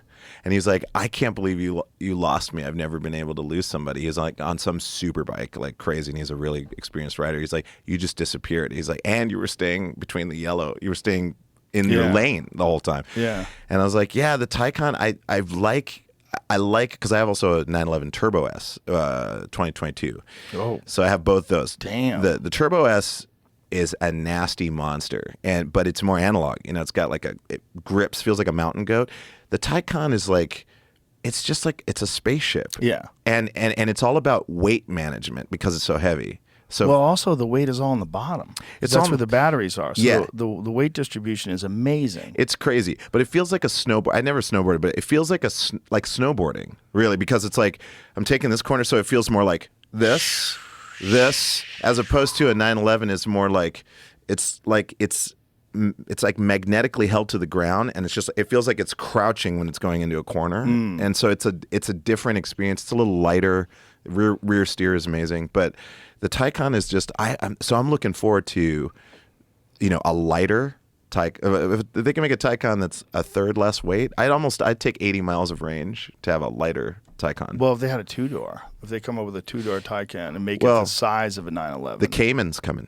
The electric Cayman. Really? Yeah. Oh my God, that's going to be insane. Yeah. Or is that right? Yeah, the 718. That's Cayman, right? Yeah. Yeah. So that's going to come out either 2024 or 2025. But I also heard that the new Macan Electric, which won't be called the Macan Electric, I think they're just calling it the Macan, that everyone's saying like that's the joint. I don't think it's going to perform as well as a lower car, but Right. But, Well, the X is a pretty fucking amazing car. Yeah? The Tesla X. Yeah. Jamie had one of those for a while. Yeah. Yeah. That's really, that egg wagon is like dude. That thing doesn't Really? tip over. Okay. That thing literally doesn't tip over. You get nailed. If somebody T-bones you, it doesn't tip over. Right. Because all the weight's at the bottom of the Yeah. thing. It's just like whoop, boom. Always Right. like lands back on its side. Man. So the handling of those things, because the weight is all on the bottom. Yeah, it's like almost most of it. I mean, but then it comes in. But then you get Porsche, and then when you're in a when you're Look in at a this Porsche, thing. It always comes back. Boom. it's the shape of it. Oh, that's the moose test. What is that? That's not doing well. It's a Kia. Yeah, those things handle, man. I bet you, yeah. But it's funny, like I've driven, modern Teslas. I've driven an X, a Y, a 3 performance. But then you get into, like if you drive say an S, right? Like just like not even the non-plaid or even a plaid. You're driving it, whoa, this thing's fast. It's crazy, right? And you just jump immediately into a Taycan. The driving feel is night and day. It's insane how different it is. Well, the Taycan's a Porsche. Yeah, And I know. Their ergonomics are impeccable. The interiors, it's perfect. It's just it's like, and I love it. And they've been so good to me. They've been really cool. They've invited me to all kinds of stuff. They've like took me to Goodwood. I'm super appreciative of those guys. They're really cool. They know how much passion I have about their cars, and I'm so excited about their electric stuff. But and it's hard to go to another car. Like I was thinking about Lucid for a while. Is that new Sapphire that's coming out? That's like the fastest thing on the planet. Really? I haven't seen anything about that. Haven't seen that? Oh my God. Lucid Sapphire, Let's see it. Pull that 3 motor, 1100 horsepower or 1100 something. It's like this cheeky number. And it is 0 to 60, 1.86 seconds. Their claim, there it is. Their claim is Damn, it that looks good. it's basically all the performance. It's 90% of the performance of a Rimac Nevera for a tenth of the price. Wow, look at that thing. That looks amazing. And that's all California made, California designed, California manufactured. Seats are great. Interior looks nice. yeah. Oh, look at that. That screen in the middle folds up. How reliable are these? I don't know. See, that's the thing the about Tesla's very reliable. very reliable. But this is an electric car, so you're talking about 3 electric motors. Doug DeMuro. And who's this company, Lucid? How long have they been around for? They've been around for, I'm going to say like 5 or 6 years, something like that. It's the former one of the executives from Tesla. It's his company. Oh, And interesting. and the people that did the handling, they're ex-Lotus engineers. It's insane. really? Yeah, and my friend Johnny Lieberman, who's one of the... I know who that guy is. Oh, yeah. So Johnny, I kept going like, but I don't know, the Taycan's coming out with a 3-motor Taycan, soon or whatever. He's like, the Sapphire. I was like, are you for sure? He's like, no, the Sapphire is the one. I'm like, okay. So I haven't driven that, but It looks sick. I can't imagine like, Can I see some more images of the outside of it, Jamie? it's a sexy car, man. I mean, it used to be 2-tone, so the upper part was like this silver. Then they created this stealth paint job, which now it looks like a great car. Before, Where do you get one though? Do you have to get it online? Is there no, a they have dealership? they have dealers. Who fixes them? They have dealers. I don't. It'd be interesting to hear the Sapphire, like the Air. 1,200 horsepower. Yeah, Jeez Louise. it's a nasty piece of machinery. It's really, really dope. It's a cool piece. But I tried. I called them. I had a meeting with them, and I was like, "What do you think about doing like a PR, thing where like I hand over my Taycan, which." I'll say the Taycan's probably slightly better looking. That's a good looking car, but the Taycan is a little bit better looking. Taycan's better looking. I have it in coffee beige, which gets all the attention. Everyone's always like, "Oh my God, what's that color? What's that color?" Let me see that. Pull up coffee beige Taycan Turbo S. Yeah, I want to see what that looks like. that's I love that that color. When I got it, I was like, I don't know. I wanted to go for chalk, but then like coffee beige seemed warmer, and yeah, it's Coffee there we go. beige. Ooh. Yeah, that's mine right there in the far left. That's what it looks like. Oh, that's nice. That's a better looking car. It's got it's got the 911 roofline. Although my chrome, I don't have chrome. It's all blacked out. But I have those same wheels, and then he doesn't have the carbon fiber Or sorry, not carbon fiber, but carbon That ceramic is a bricks. beautiful There we car. go. That's a beautiful car. It's That's great. better looking and car. it's all 20. It's 20%. I got 20 tenths on everything. Anyways, point is, I'm just excited. I think Porsche, between their e-fuel that they're investing in, so you can like keep running their cars at an ecological balance, because they're making this out of Chile. They I don't know how much if they can scale it, but they are running e-fuel for the races. So like like the Porsche Cups and stuff like that. What is e-fuel? So e-fuel is it's a process that uses captured carbon with some kind of a chemical process that produces a combustible fuel, combustion fuel, I guess that's how you say it. So you can just replace it. It's a direct. Any car can use it. It's just fuel. But the way it's produced uses zero emissions. So it still combusts. And I think it combusts there's less carbon that's created when it combusts, and the process of making it is zero. So it becomes a ecological fuel. So they call it e-fuel, and they invested in that because they want to keep making combustion engines. Well, there's something about the sound of a combustion engine Of that's course. impossible to replicate. And when they try to do it, like fake it, it's so gross. I don't like the fake shit. I will say that the Taycan, their sport sound that comes on, it's like you can turn it on, or when you go into sport mode, it turns on. All it is an amplified version. There are microphones that are picking up the sound of the motors. As far as I understand it, I could be wrong on that, but I think that's how it was explained to me. And it just amplifies with some extra tonalities, so it gives it a little bit of it almost sounds like gear shifts, which is kind of weird. But for Let me hear what it sounds like. See if we can find yeah, if you have a Taycan sound. Let's see. Well, that's going to be... That's it. That's the sound. Hear that low end that kicks in? That sounds dope. They tried to patent it recently in Europe. They wouldn't let them. So those are all... That sounds fucking sick. It's sick, man. That sounds sick. I mean, Oh my God, that's amazing. I mean, it makes me want to be in it right now. But like... That sounds fucking dope. So it's an augmented sound that the car actually makes. The motors actually make that sound. Oh, here's the interior. Are they in Poland? Dude, that sounds dope. And I like it because you feel that low end rumble as you're driving. So it gives you information. Like when I'm driving, I feel the car because otherwise if it's totally silent, it's weird. It doesn't feel right. Well, it does sound weird when I drive my car, my Tesla S. Oh, Plaid. yeah. You got a Plaid. Yeah, That's I got yours. a Plaid. Or no, that wasn't yours. That's Jamie's. Yeah, Jamie's. Yeah, Okay, gotcha. I have one of those. Yeah. It's silent. Yeah, which is like, it's all right, but I don't mind it if the sound is just an augmentation of what the motors sound like. Right. Then I'm into it, especially when you got a 3-motor going on. Right, and that sounds like a cool spaceship type electric car. And then I'm like, because I feel like I could confidently when I drive an electric car, I like both. I mean, the Turbo S is amazing to drive, even though I do feel a little bit bad. So just like, it is producing carbon, and I know that sports cars account for very, very little because it's a very, very small market. But I still kind of feel a little bit. And then when I drive the Taycan, I'm just like, this thing is just, it's like, I feel fully free in a way. One of the things that Jeremy Clarkson pointed out when he did a review of the Turbo is that the way the turbo filters the air coming out of the exhaust is actually cleaner than the pollution air that's in the air. Oh, really? Yeah. See if you you can find know. that. The He particulate talked about that. filters. When you're in a polluted city, like if you're in a place like Los Angeles, like downtown LA, the exhaust from a turbo, from a turbo Porsche, is actually less pollution than the actual air.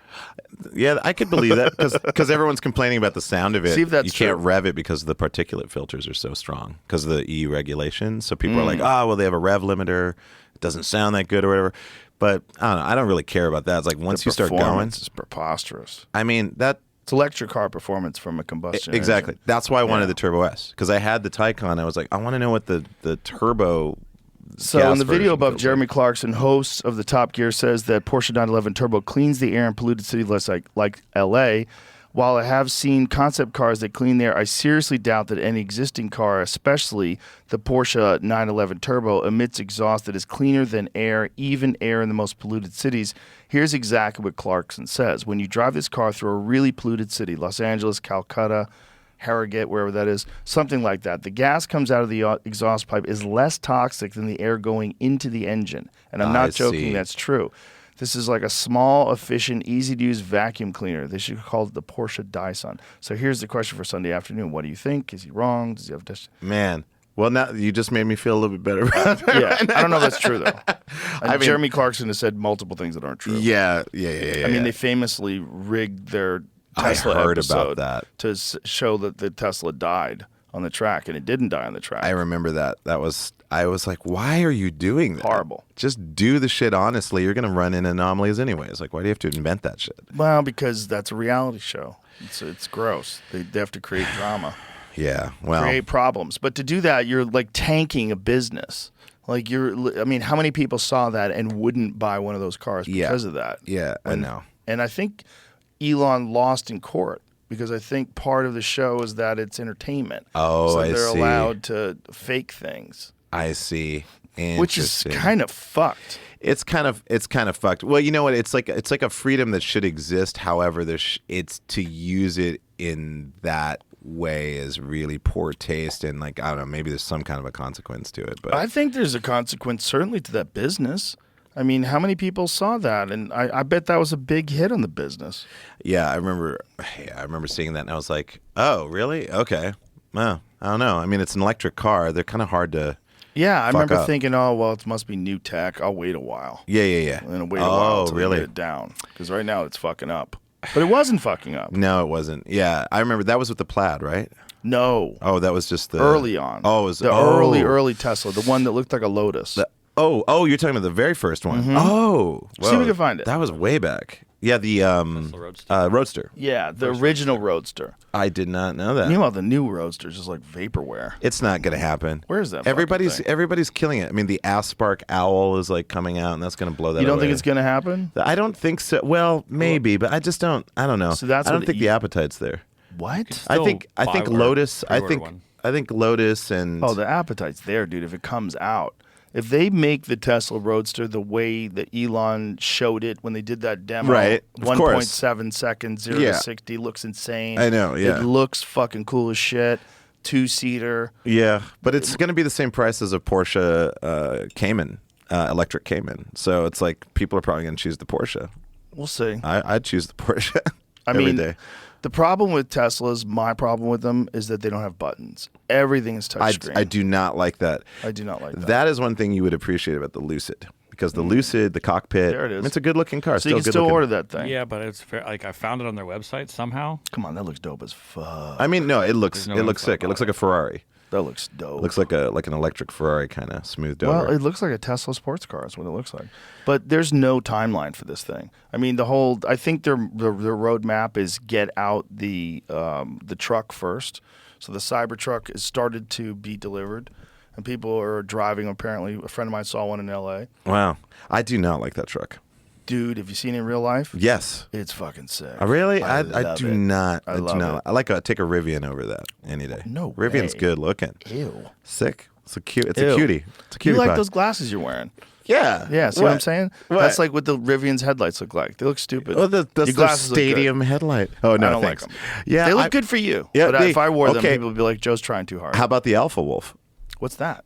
That's a sick electric truck. You're gonna like that way better than Cybertruck. Cybertruck is not a useful vehicle. Useful. I don't think so. Everyone's complaining about the bed. They're saying the bed's not designed in a way that's actually useful to truck users. Carrying shit in that bed. That's what I'm saying. But like truck people are like, what the fuck is this for? Well, let me A see lot of my what truck the friends. But check Alpha out the Alpha Wolf. You're gonna What love is this this thing? Who makes this? It's Alpha. A company called Alpha? Yeah. So this is electric? Yeah. What? It's a monster. So it's it's like an an electric pickup off-roading. truck. Yeah. Whoa. And they just came out with I think it's like I don't know, it's got like a, look at that thing. Dude, that thing looks incredible. Look at that smooth piece across the front. That thing looks incredible. That to me is like, when I saw that, I was like, It's that's so a exciting how many fucking people truck. are making. No, what's the range on this fucker? I don't know. It's probably Two-door gonna, truck, I'm so it's gonna- a two-seater. I'm going to say it's probably going to be like 200 or something like that. So it's a two-seater. It's like an Oh, old 250, 275. 275 plus. That's with American. That's not so bad. I mean, for an not so adventure good. truck, like if you want to go like on an Yeah, off-roading That's experience, the problem. that's It's fine. No, it's not good because if Really? you want to go somewhere, Well, yeah. where are you going to go? Well, but I mean, the thing is, like, batteries are always going to improve. But the fact that they're putting this out, like, I mean, Pretty look at sick. that blue. Is Don't scroll so gorgeous. fast. That's so good. me see What's some- wrong with you when you're scrolling, man? Scrolling so Jeez, fast, such bro. a fast scroller. Yeah, it looks sick. It's a It looks very cool. it's just like a good looking truck, and I like they're coming out with one, and then who's the other one that has that? It's like 275 is not much range though. I mean, that's as much range as my Taycan gets. A lot's like kind of like a median of performance vehicles. That's about as much as you're going to get right now with the battery tech that exists. But the Lucid, isn't it supposed to be more? Lucid Lucid's 500 plus on Yeah, some that's what I'm models. Yeah, no, Lucid's Is it on the Sapphire? Sapphire's gonna be less Because performance, the speed. tires, Yeah. tires and the amount of energy. It's got 3 motors. What is the Sapphire's range? I want to say Some other it's versions of 300 this Wolf plus. that we might have skipped past. Oh my God, look Well, at they that! have something called the Whoa. Night Wolf and the Super Wolf. Whoa. Yeah, there's a new model that just Super Wolf. What's the Super Wolf? That's their new shit. There you go. Check that Oh out. man. So it really is Solar an panels. adventure vehicle. Yeah, Solar panels. Yeah. Which probably doesn't do much. it helped with like systems. Yeah. You could like keep running camping shit and stuff like that. Oh, look at that, doorless, less weight. They're like, also this was a 4-door version of it. So the Yeah. Super Wolf is a 4-door. yeah. Oh, it's like it's sick. There's They're also Plus. It might have more better. they're one to Wolf watch Plus. for. Ooh. Also for Man, That look looks at that. sick. It's got suicide doors in the back. got 10. Ooh, look at tent Wow, connects to it. that is so cool. Plus, That's like with pretty the solar, you badass. just run all your tent stuff, or whatever. Yeah. While you're away. I really, 250 to 275, same range. yeah. There's- 5.9 seconds, 0 to 60. Blah. It's faster than the other one. Yeah, it's slow as shit though. Yeah, but it's not everything. It can't be perfect everywhere. Oh, stop. What are you, a But salesperson? the good look. It's a one good is looking. sales I like version it. for It's a good Alpha looking. Wolf. This one has a little bit more range. This is 300 plus. Mm-hmm. Yeah, Nice. and there's that other small look great. electric truck who they just I like came out the with. side flares. I mean, it's so cool. It bolts. just looks like it's just a great look. Yeah, it looks great. I mean, you get like more range on that. I mean, it's like over time there'll be new battery Ooh, chemistry. look I at mean, that. look at how clean that is. It looks like an old school. It's got that old school, 80s, Truck look. but 80s, updated. 90s. Yeah, because I like trucks that look like trucks. Yeah. That's sick. Does look like the truck Michael J. Fox wanted in. Back Yeah, to the that's exactly right. Yeah, if they ever redid, because you're going to need to redo like Back to the Future, that's the truck that's going to show up. Now show me the Cybertruck. Casey Daylighters. I still prefer the Cybertruck. I gotta find this. When I saw the Cybertruck in person, I'm like, that's the coolest thing I've ever seen. It looks like. I mean, when it something came that's in the out, I future. was like, "Oh, that's cool. That's a bold design." But then, like, it didn't come out for a long well, it took a long time to make it. This That looks like a thing's- 70. It looks like a 70s sci-fi truck. It's dope. I love it. Small. I saw it in real life, and I was like, this is the coolest fucking thing I've ever seen. I think it's pretty dope. It's Fisker's coming out with good shit too. But I'm trying to. There was another. Oh, here it is. This guy. Tilo. I don't think you're gonna like it, but it's definitely different looking. But it's a small truck, but it's got the same bed length as an average truck, but it's like tiny. It's like this little Tilo thing. Oh yeah, that's gross. Telo. That looks disgusting. Look at that. Look at that. That's what I would rock. It that is shit. tiny, man. And look at Wow. that approach angle. Nothing. Yeah, You'd have to see how it handles and all that stuff, but I saw something yesterday. It wasn't a truck, but it was like a recreated '67 Mustang electric car. Oh yeah, my they're God. doing those the now. the electro resto mod things. Those are from scratch too. They're not using donor cars. That's from scratch. Oh really? Yeah, I think it's the one that you're talking about, the Mustang. So it's they're like, recreating? It looks like a Mustang, but it's not. It isn't a Mustang. I don't know if that's what you're Yeah, it talking didn't about. say Mustang on it. Just said '67. Yeah. Have you seen that company? What's it called? Everati. Yes. Yeah, they're doing that with like Porsche 964s. Oh, They're my taking God. those and they're making them electric. They say that they're 1-for-1. At least like steering, handling, and all that stuff feels pretty 1-for-1. Well, it must be amazing just because of the batteries, the low Yeah, center there of it is. gravity. Check that out. Looks like a Mach 1 kind of. Wow. Technology company that creates brand new electric cars that look like Mustangs. Yeah. What do they call it?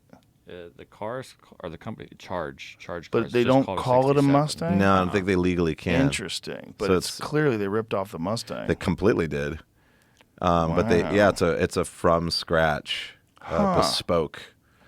But I mean, look at that shit. I mean, I Interesting. love that electrics are starting to look like engines now. Yeah, but I have to be honest. If I want a 67 Mustang, I want it to go boom. Of course, of course. But Yeah, I don't want a silent 67 Mustang. That just feels goofy. how about that McMurtry Spearling? Remember that? They're making a road car. Does it have sound? Can you hear what this thing I sounds don't- like? I saw it on Instagram. I'll Looks see if I pretty can dope. find a sound of it. It looks pretty dope. It's But a 67 Mustang looks dope. Of course, I get you. Yeah, well, my thing is like if you can figure out a way to like you just take the engine out, right, transmission, all that stuff, and you just like save it, right, so you can swap it in and out as you want. Oh, you know? God, you can't. I mean, you can't, but I'm just You saying, can't. like, if you figured out a way to do it, maybe. I don't know. Doesn't matter. But have you seen the McMurtry Spearling? That No. thing that got the Goodwood record? It's a No. vacuum car. It's a fan car. So it's. I was there at Goodwood when it did its legendary run. I think it's got the fastest record going up Goodwood. It sucks itself to the ground. It can make up, I think, 10 tons of downforce. And it's tiny. It looks like a tiny Batmobile. And it looks kind of funny because it's so fat. There it is. That's the Goodwood. I was right there. In the that stand right there. So what is a vacuum car? Like how exactly does that work? So it Whoa, look at that thing. It's so fast. It does 0 to 60 in like 1.6 seconds or something like that. And it's just that thing when it look at this thing. Oh my God. That looks fucking amazing. It broke every record, and you've got It's so good center driving looking, position. too. I mean, it destroyed that run. I mean, it was coming so fast down the tunnel because Porsche's stand is like facing the launch tunnel. We were there, and as it came up, it was coming up so fast. People were like, "It's not going to make that. It's not going to make Go that." to the turn." website for that, Jamie. They have a passenger car, or they have a road car coming out using the Really? same fan. So this is just for the track. It's not this for is a the track. street? Is a track monster. And how much Irish. does that thing cost? Not too bad. It's like 1 point something million. I mean, for a car that's that fast, I mean, come on. My God, $1 million a piece. There you go. $1 million. Wow. Yeah, and that it's amazing. I got to see it up close. Stop. Scroll. The Spielberg. How you say it? Sperling. Spearling. Spearling. It's an Irish company. Emerged last year with a record-breaking run at Goodwill Hill Climb. It uses 2 rear-mounted fans to produce absurd amounts of downforce. The car is tiny, shorter than a Chevrolet Spark, and weighs less than 2,205 pounds. Secret. Yet the Spearling produces 999 horsepower. Holy fuck. Yeah. You talk about like this is just an Irish dude that made a lot of money. I forget he's a billionaire. He made a lot of millions, and he was just like, I want to make this car, and he just did it. Oh And my God. it's so good. What does that do in the Nürburgring? I mean, I wonder if they've done it yet. How have they not? You have to. Because I rode Look with. how good that looks. Oh my god! Oh my God, that looks so good. Isn't it good? That's the road car. That's gorgeous. That's what they're yeah. And When it's is got- that going to come out? I don't know. I'm gonna say like in the next 2 years. You can achieve 3 3 Gs. with corners. Gs. Well, my Gunther Works can do 3 Gs. Really? Yeah. I Yeah. mean, that shit's that's a nasty car. I want to That's see a that someday. full carbon fiber, air cooled 1995 Porsche. I want to see it. I'm gonna It's see it. so fun. It's the rowdiest car. It's so rowdy. I'm gonna It's come out so just to see that fucking car. Analog. It's so analog. I would have brought it today, but it's raining. Yeah, no, Can replenish the battery in 20 20 minutes? minutes. not too bad. What? Doesn't say how long it goes though. I can't 50 imagine. feet. Yeah, I mean, it's What's- 1 or 2 yeah, laps and then you- 100 miles. What's the battery pack? It's a 60 kilowatt and plus the weight. I bet you anything you could get. I mean, with the road car, you're probably gonna get like 200 over. Yeah. I think because it's so light. That's like the Very lightest sports interesting. car. It looks incredible. Yeah, McMurtry Spearling. I was fascinated with it, and I didn't even know it was going to be a Goodwood. And when it came out, I was like, "Am I watching a cartoon?" It like made everyone was laughing because looks like a cartoon when it's moving. Because you're like, it's coming at you, and it just goes wow, like a Tron car, like a fucking Tron car. It's Oh, that kind of downforce. The handling must be Insane. fucking incredible. you're not going anywhere, and it's got redundant systems. So like some people were like, "What if the fans went out?" but the 2 independent fan systems, and there's these like redundant. So you get one, and it still produces enough downforce so it wouldn't like let you go on a corner. How do the fans work? How does that work? It's basically just like it's a vacuum cleaner. It just creates a vacuum under the car. So are the fans exposed in the No. rear? Like, where are the fans? They're internal into the body, and then there's these ducts out the back where it channels. Wow. And it just sucks you into the ground. It just sucks you into the ground. What and a fucking car, man. It's God damn, that machine. looks good. I saw a car reviewer. He's like the tall dude, that British guy that does like all the car reviews. I forget his name, but he got to do a 0 to 60 run, just a straight line. He couldn't talk, like, and he wasn't joking. He couldn't talk after the run. He was crying, and he couldn't talk. I was like, and he was like, I need a moment. Like, Wow. like that moment in Ford versus Ferrari, where the guy's like, I never knew. Where he takes the exec for that crazy run, and then he's crying, and he's like, I never knew. It's like, I know that feeling, because that's a real thing that happens, and people might think it's stupid. It's a car, but it's like, it's your fucking human body. GT40 is even smaller than my Ford GT, the original GT40. Oh, It's right. a very small car. It's very small. And now people are taking those and they're adding insane 1,000 horsepower engines to them, and they're doing these retro, like resto mods on the Ford GT40. Some of them are incredible because it's such an analog car. It's design. It's a real race car. It's got a plexiglass side window. It doesn't even roll down. I love that shit. I Yeah. love that shit. I love it. I love life. Yeah. It's cool. I love engineering. Engineering, that's totally my thing. My thing is like design, engineering. I go like, I went to Berlin, and the first thing I noticed was the lighting. All the street lights are a beautiful amber.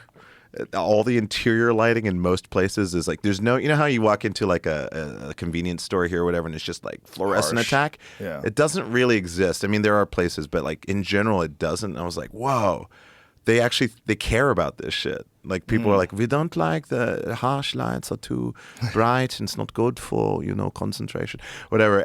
I love design. I like anything that's designed. I could like look at an ashtray. I could look at a knife. I love knives. I like, whatever. I just, whatever, firearm. I'm just like, I can, it's like any engineering that people were passionate about, and they're like, this is what we wanted to make, and we made it. I'm like, good for you, man. Yeah, I'm into that too.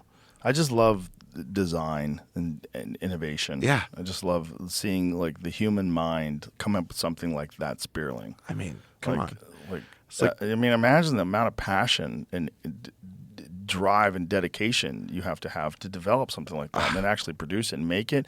And then when you see the preposterous way this thing fucking maneuvers and handles. Yeah.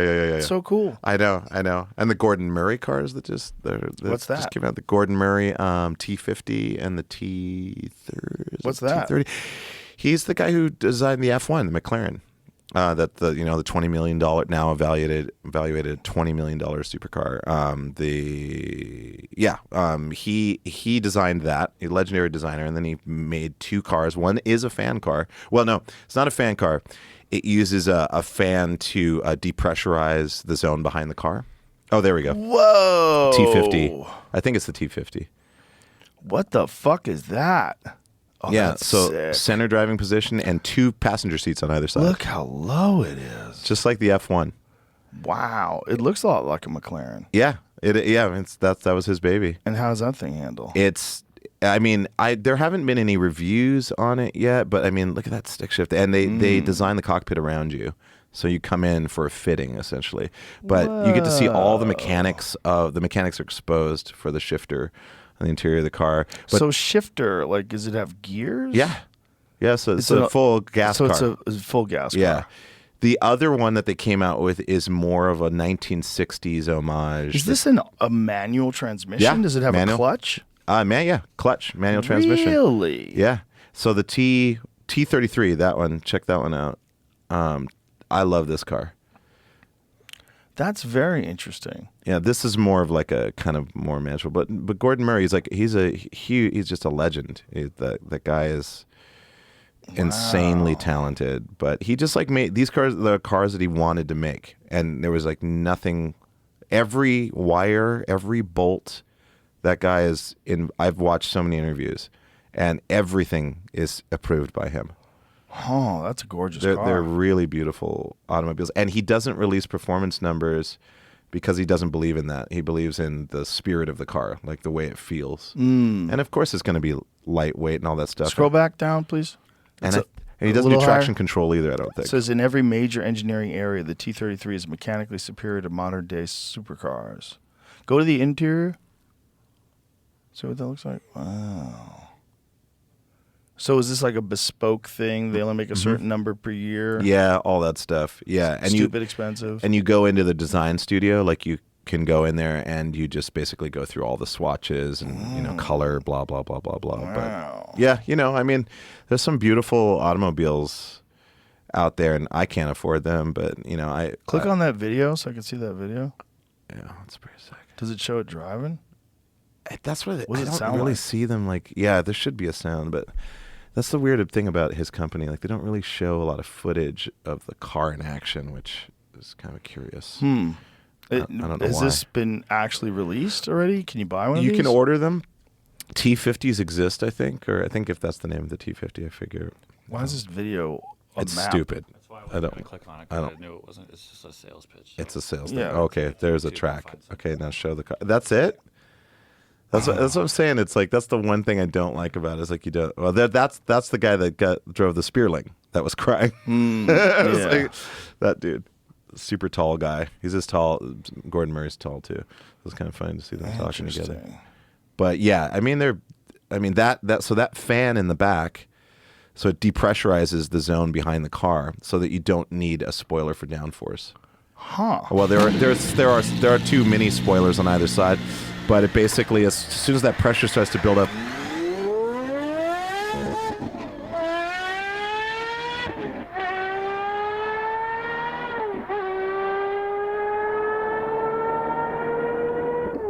So that's with the fan on, which makes it a Whoa. lot louder.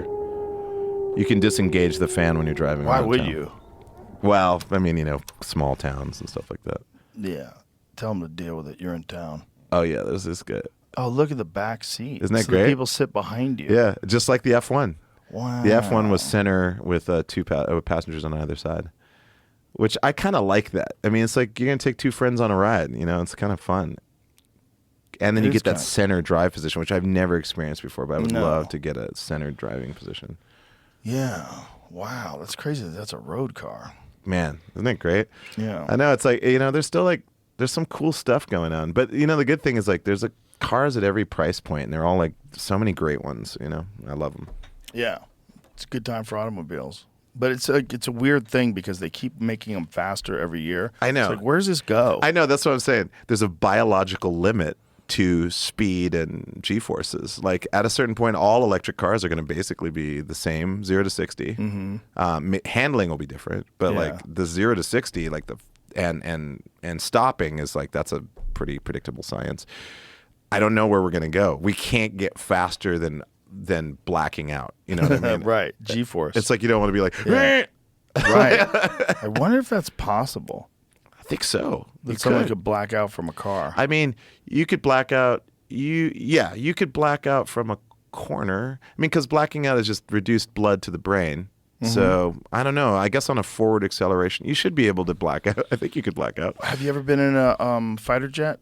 No, never been to. No, I that flew you with the can Blue black out. Angels once. What? Yeah, I blacked out. Oh, of course you did. I went 7.5 G's and didn't black out, and then we did another corner. We're doing and I that. didn't do the hooking thing. You I did one corner where I didn't do it right. I just didn't anticipate it was going to be as much. And I threw up. Whoa! No. Yeah. I mean those. It's exciting though. I can't imagine. Were you wearing the liquid filled suits? Nope. Oh, no, you didn't have no. that. The Blue Angels don't wear suits. They don't. No. Oh, that's right. They're like old school. Old school. So you have to be kind of jacked, and you can't be tall because the tall guys it's too Right. much blood to Yes. the brain. It's too much volume. Yeah, these guys are like stout, and they have to be stout in order to pilot that thing because you have to have like muscles. Right. And Right. you have to right, be right. able to Yeah. Just like you know, force the blood into your head. Oh you my feel God. you actually see your consciousness closing in like an elevator door. Right. Yeah. You Yeah. see it. Like You they see do the in like they blackness. do in video games when you like to start to black out. I Here's mean, what it looks like. This is I what's mean, crazy when they look get right at next that. to each other and they fly. That's fucking bonkers. Like, guys, you're just feet away from each other. This is The so Blue Angels are the man when they used to come to my town for air shows because I lived on next to an Air Force base, and it was I couldn't tell you how excited I was when they would They would all stand outside of their planes, with just in front of each plane, and they all had their names on. I was like, But it's the coolest thing there ever. is nothing like an air show crash Oh. to fucking terrify you. My God, are you kidding? There's a ton of those you could see too. Yeah.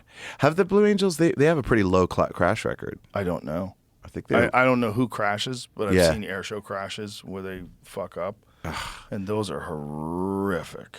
Oh man, I mean, yeah. I don't want to go to an air No, show. I don't. No. I don't need to go to an air show. Have you seen the Dirty Roll? Have you ever seen that? What's that? The two planes come together with their landing gear out, facing each other. Their landing gear are almost kind of like offset, and then they do a full rotation. Oh God. It's the most insane. I saw it like a few times. They're like, and they're coming around here for a dirty roll. Oh fuck that. So yeah, so check this. Hopefully you'll get to see it. So that's a dirty single, but they did a double dirty roll. Two planes facing each other, landing gear facing each other. I would want to be rotating. far away with a spotting scope. Look at that. I would not want to be close enough for one of those fucking things touches the other one, flies into the crowd. Oh my God, it's. Oh, I see. Oh, he pulled out safely. Yeah, there was like a complication with it. I mean, the new planes that are coming out. I mean, I don't know. The fucking air dominance, next air dominance vehicle or whatever. What do you think about all this UAP, UFO stuff? Oh shit. I don't know. It's something. I don't know what it is. Some of it is like. Some people theorize it's like plasma technologies, but they're getting physical signatures on it. You're getting like all the radar return signatures, and you're getting like infrared. I don't fucking know, man. I mean, it's really blows me away. Because I can't say for sure. Like I believe that other life forms exist. I also believe. I just don't know if it's like, it doesn't make any sense why they're like, let's just hang out, never show ourselves, and just do like really cool, tricky stuff and have people get a bunch of blurry images of it that we can never fucking see. Yeah. That's the weird thing. But I don't know what it is, man. I mean, it's either natural phenomenon or it's something that's been here a long time, or they're probes that are triggered by a certain, I don't know, technological escalation in human society. Or they're somehow ours, but that doesn't make any sense either. I don't know, man. I mean, I've seen them. I've seen UFOs, but You have? I might have mentioned it on the show before, but I've seen like the classic like 3 glowing spheres in the distance, kind of moving along, and like a searchlight turning on or a spotlight turning on, and turning off, and then like gliding with no noise in a canyon. I've seen that, and that was awe-inspiring. But some of the footage that you see, you're like, what is that? It just went into the ocean. It just went into the ocean it's still traveling at the same rate that it was traveling in the air. And they're recording it. So it's either like a huge hoax, which doesn't make any sense because people talk, or I don't know, man. Or it's like interdimensional shit. It's maybe if we are in a simulation, there's like glitches in the simulation, like there's like other things bleeding through, and like we're seeing things that don't have any that don't adhere to the laws of physics because they aren't really in our physical realm in a way. I don't really know, because I just it really baffles me. And then also when the government starts releasing stuff, and then you got a guy going around like, well, I've been cleared by the whatever, the CIA or whatever, to be able to talk about this and all this stuff. Like, you've been cleared to talk about stuff that you're supposed to not be talking about that's weird. And then I'm like, is it propaganda? Is it like, I don't know, man. It's a tough one, because I grew up I love UFOs. Like, I grew up Project Blue Book, watched the series, loved aliens, used to sit in my backyard looking up at the stars, hoping that I would see an alien one day. And then I did see, not aliens, but I saw UAPs or UFOs. Where were you when you saw that? I was in Montana. I was like probably 17. Yeah. And we were camping and at night, and then we decided to climb a butte in the middle of the night. So we were crossing a big cattle field, and then I was walking, and 2 friends were ahead of me, and I kind of just looked to my right, stopped, looked to my right, and I just saw these in the distance. I don't know how far it would be, but they looked like about that big from my perspective. So down a ways, and there were 3 of them. It wasn't one object because they would change distance from each other and change elevation a little bit, really low. And then at some points, sometimes it would just stop, and you'd see a little beam turn on, turn off, and then it would start to move again. It was really, really weird. I had 2 friends. I kept looking at them. I was like, come here, because I didn't want to not look and then look back and then they weren't there type of movie shit. But my friends came back and they looked down and they described, I didn't even tell them what I was looking at. I said, tell me what you see. They described what I was seeing. I don't know what it was. Wow. But I've heard other stories about 3 lights, same kind of shit. When I'm watching like UFO, whatever documentary stuff, it gives me chills because I'm like, I've seen that. Whatever that is, I've seen that. So I don't know, man. It's like my mind goes all over the place, but there's no definitive, because no one's, it's like unless they land and you're like, oh, Right. there it is, or we see not the Mexico City alien. Right. Like, obviously a joke. Not a joke, but whatever it was. A hoax. Yeah. Like, unless we get something where it's like, oh, shit, what is that? What is this metal? Or, the scientists saying that they found a piece of an alien ship at the bottom of the ocean because this material they can't identify. I don't know. It's weird. I'm excited about it. I think it's kind of interesting. And I'm hopeful, but it's almost like the more information that gets released, the more I'm like, I don't know what to think. I'm exactly where you are. Yeah. But I think more than likely that a lot of what we're seeing, a lot of these people are seeing, is some sort of top secret probe with some sort of super sophisticated propulsion system that doesn't rely on a combustion engine.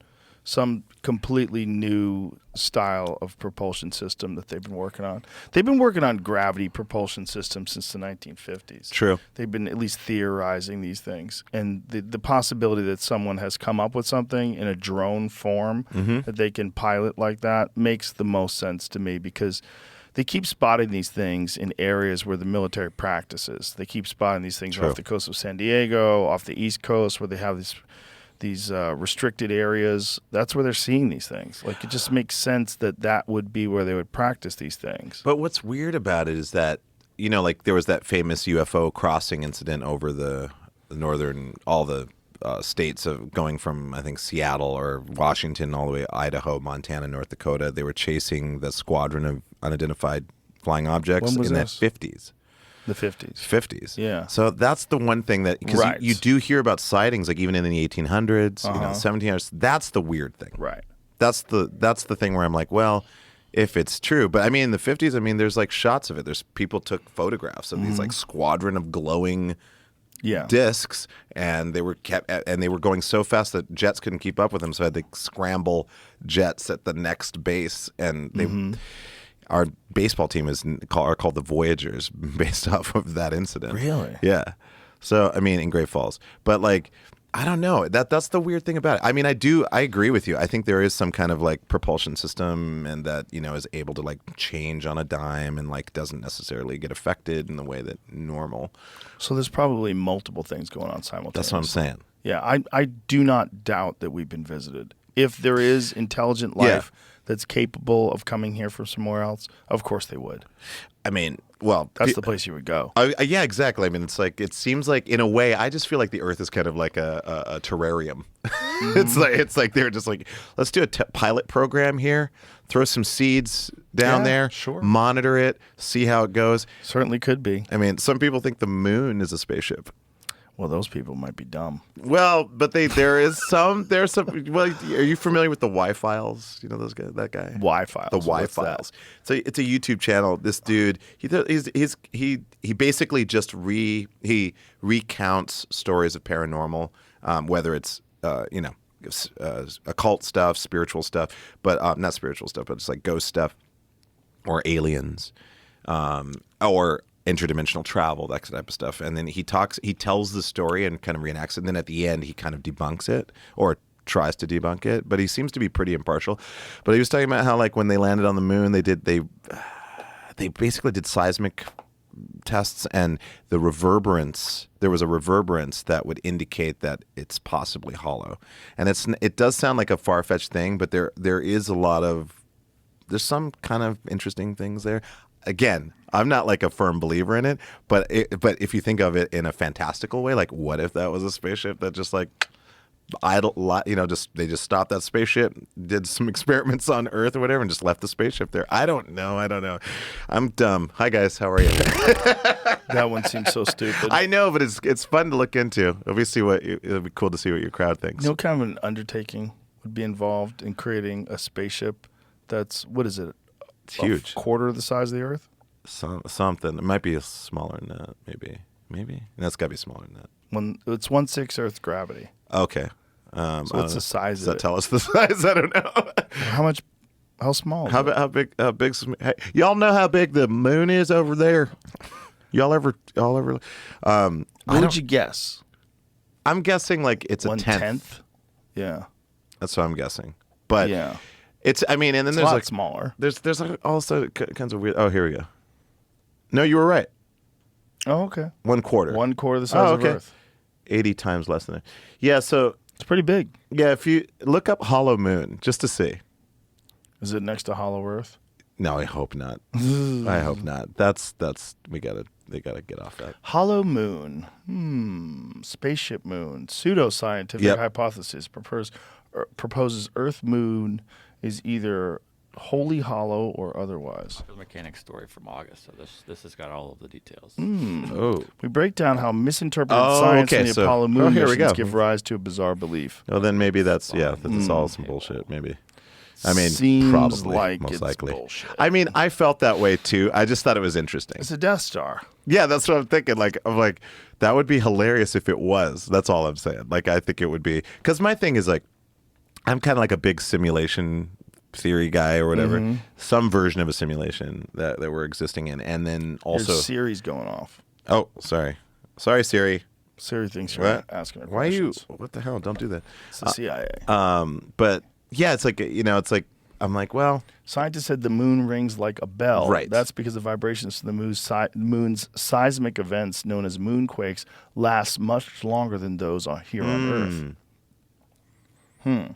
Conspiracy theorists once believed the moon was hollow, though that's more likely the moon being made out of cheese. that I believe. That's more the one thing I likely do than believe. the moon being made out of cheese. Still seems Oh. pretty ridiculous. Surprisingly, it's not based on folklore. NASA researchers sought to learn more about the composition of the moon during the Apollo 12 mission. Astronaut Pete Conrad and Alan Bean set up a passive seismic experiment as the landing site. At the landing site, as part of a larger set of moon experiments known as the Apollo Lunar Surface Experiment Package. Once the astronauts were safely back in the command module, they crashed the lunar That's module what it was. into the Earth's surface. The impact was the equivalent of detonating a 1-ton TNT and triggered what's known as a moonquake, the first human-made moonquake to take place. The PSC seismometers recorded the resulting vibrations, which were much bigger and lasted much longer than the scientists had anticipated. They were far different from the earthquake vibrations we're familiar with. Well, that's probably just the composition of the moon is different. Yeah, totally. And then there's just like all like structures on the moon, and then like the Japanese or not Chinese that landed on the backside of the moon, like. See, there it goes. The moon is only 60% as dense as Earth. That doesn't mean the moon is hollow, but as with many things, like the moon landing itself, conspiracy theorists perpetuated that misinformation. Yeah. That's my favorite. I mean, conspiracy yes, theory. of course. My I mean, favorite I don't. conspiracy theory is we didn't go to the moon. That's my favorite. I hate that one. love I it. just think it's so annoying. Why is it annoying? Because it's too many people involved. Is Like, it? way too many people involved. Like the people that were like there during the launch. Also, the fact that we've used the same way that we got to the moon with the things that we were landing on the moon now. Right, but the difference is taking a human biological Yeah. organism and having it go into deep space and go through the Van Allen radiation belts and come back, and also Yeah. the photographs that were perfectly made with these But Hasselblad cameras. that was part of the. They did make films. They did stage moon landings for NASA internally did that for. I forget what the reason they did Propaganda. it for. Well, it wasn't propaganda, For horseshit. but A lot of people. but they were like, I don't know. I'm pretty sure when we go up there, we're going to find the modules, the What if we leftover don't? modules. If we don't, then fine. I'll eat. You know what I'll do? What? I'll drink a full thing of your energy No, drink. you don't have to do that. But isn't it interesting though that that's one thing that you're kind of not open-minded about? That because it's just like it's too many people involved. Like you would have Is it? heard. Well, It's first of all, it's 1969. Yeah. It's a different world. Nixon's president. Everyone's full of shit. They lie about everything. We're in the middle of the Cold War. but why would scientists and engineers lie? Well, if they were supposed to be doing it so that they could beat Russia in the moon Sure. missions. Yeah. And there was some sort of a patriotic Sure. element to it. I mean, that's a motive. That's a The certainly. fact that we haven't been back since 1972 is pretty wild. Well, they said that a lot of that was because like they lost interest because it was just a competition. We won it and then we were done. Yeah. You know, no interest. you. It's been 50 years. Why go back? Apollo programs have employed 400,000 See? people and require the support of over 20,000 industrial firms and universities. Sure, but if it's compartmentalized, so if they are going into space Yeah. and they're just not going into deep space, they're going, just like space shuttle Yeah. space, Yeah. which is not, No, that's past not the very deep, no. magnetosphere, the Van Allen radiation belts, out into deep space. Mm-hmm. It's exciting. I like it. my favorite. I'll entertain it a little bit, but it will be pretty. I just have a feeling that it probably You sound a was little real. close-minded. Yeah, I'm a little close-minded, but I will say this: I'll leave an 8% chance. No, I'll leave a 5% chance that I'm wrong. Interesting. But that's healthy. 5%. Sort of. It's not absolute. Yeah. We'll find out. We'll find out if people ever actually do go. I know. Well, we're supposed to, right? In the next 3 years. 4 They've years. always been supposed to. That's George Herbert Walker Bush said we were going to go to the moon. Yeah. W said we were going to go to the W. moon. I think Obama said we were going to go to the moon. Yeah, I guess every president has to. But I mean, my friend's my friend's friend who has an architecture company just got won the bid for designing the lunar colony modules. So they're starting design on those. Maybe in your lifetime, people live on the moon and then Mars. Whoa. Yeah, I don't care about Mars so much, but the moon makes sense. But that's a lonely place. Scroll back. We'll make that smaller so I can see the Earth in the background. That's what's wild. Imagine being I mean somewhere looking that down on view. the Earth. I mean, if anybody doesn't like go there and go like, "Wow, this planet's cool and we should save it," like I don't know what will. That's amazing. Right. That's the perspective, right? When you're outside of Earth to look back. That's what all the astronauts talk about. Yeah. They go to the space station, then come back down. It's like this insanely profound recognition that this is this very delicate, fragile thing that we're all a part of. Yeah. And then when you're in it and you're concentrating on boundaries and borders and disputes over resources and all that shit, that's just you lose perspective of the magic of what you are on this organic spaceship that's hurtling through the cosmos. It's so trippy to me. I always trip out with my friends where I'm like, we're talking about being like even us just talking about being on the planet. We are on the planet, but we're talking about being on the planet that we are on, which is just insane to me. Yeah. I love those weird contradictions. Well, I guess they're not contradictions, but just things to notice. You're like, you can never talk about consciousness without realizing that you are the thing you're talking about, which is crazy. It is crazy. Makes you mad if you. It can make you cuckoo. It can make you cuckoo for Cocoa Puffs. No. No, okay. Just crazy. Cuckoo for Cocoa Puffs is sugar addiction. Yeah, you're right. That's different. That stuff's delicious. I mean, make a But they've tried to sugar-free do a version. bunch of sugar-free versions. It just doesn't cut the mustard. Monk fruit's pretty good though, man. What's that? Monk fruit's a monk fruit natural. sweetener. Yeah, I like that. I Oh, like that's that good. stuff. But do they make Cocoa Puffs with No, monk fruit? they're not That's going what I'm to. saying. They're not. Like if you get Captain Crunch, part of the thing is you're getting sugar. Yeah, you're getting cracked out. You're getting cracked out. You're enjoying this absolutely delicious. The milk gets In the delicious. moment. Yeah, in the moment, it's so good. Captain Crunch is the shit. I mean, destroy the roof of your mouth. Peanut butter Captain Crunch. Oh, that I hated. baby. It's so good. I hated how good it was. I just was like reaching in the bag, just Count Chocula. Remember Count Chocula? all of it. Cookie crisp. Yeah, bro. They just poison kids. I know. They just poison kids for decades. They're like, we can get away with it until they find out, but until then, moolah. Yeah. Well, just get people to enjoy it, and if they enjoy it, keep selling it. Like, Yeah, fuck no. the health consequences. I know. Ugh, I'm always about like I don't want people to lose all the stuff that they love just because it's healthy. It's like I just want them to realize they can have all the stuff that they love, but it can be a healthy version of it. Well, sort of. You're not going to get a healthy version of an ice cream sundae. I don't love know. an ice cream sundae. I've gotten some monk fruit sweetened chocolate syrup that You tastes sound like pretty a good. fucking hippie. It's Like pretty a dirty, good. Like a dirty hippie that's lying to me about Delicious with It's reishi like and how lion's vegan mane. people talk about how good their fake chicken is. No, that I don't agree with. That I don't agree with. Although I will say corn is very delicious. That QUORN. It's made from mushrooms, like mycelium or whatever. That tastes. I've never good. heard of that. Yeah, corn. We were selling it. I worked in a health food store in the 90s, and we would sell a ton of it. And they make chicken cutlets and stuff like that. And you just like put them in the oven, and they. So it's a mushroom. Yeah, it's So it's like tastes really good. portobello, which is delicious. Kind of, yeah, but it's made from mushrooms, so it's not like a mushroom, but it's like constitute. It's like mushroom protein or something. Portobello mushrooms are fucking I love delicious. those. Portobello They're burger? So good. Kidding? Oh, so good. So good. Yeah, and you don't have to lie to yourself that you're eating True. some impossible bullshit. I know.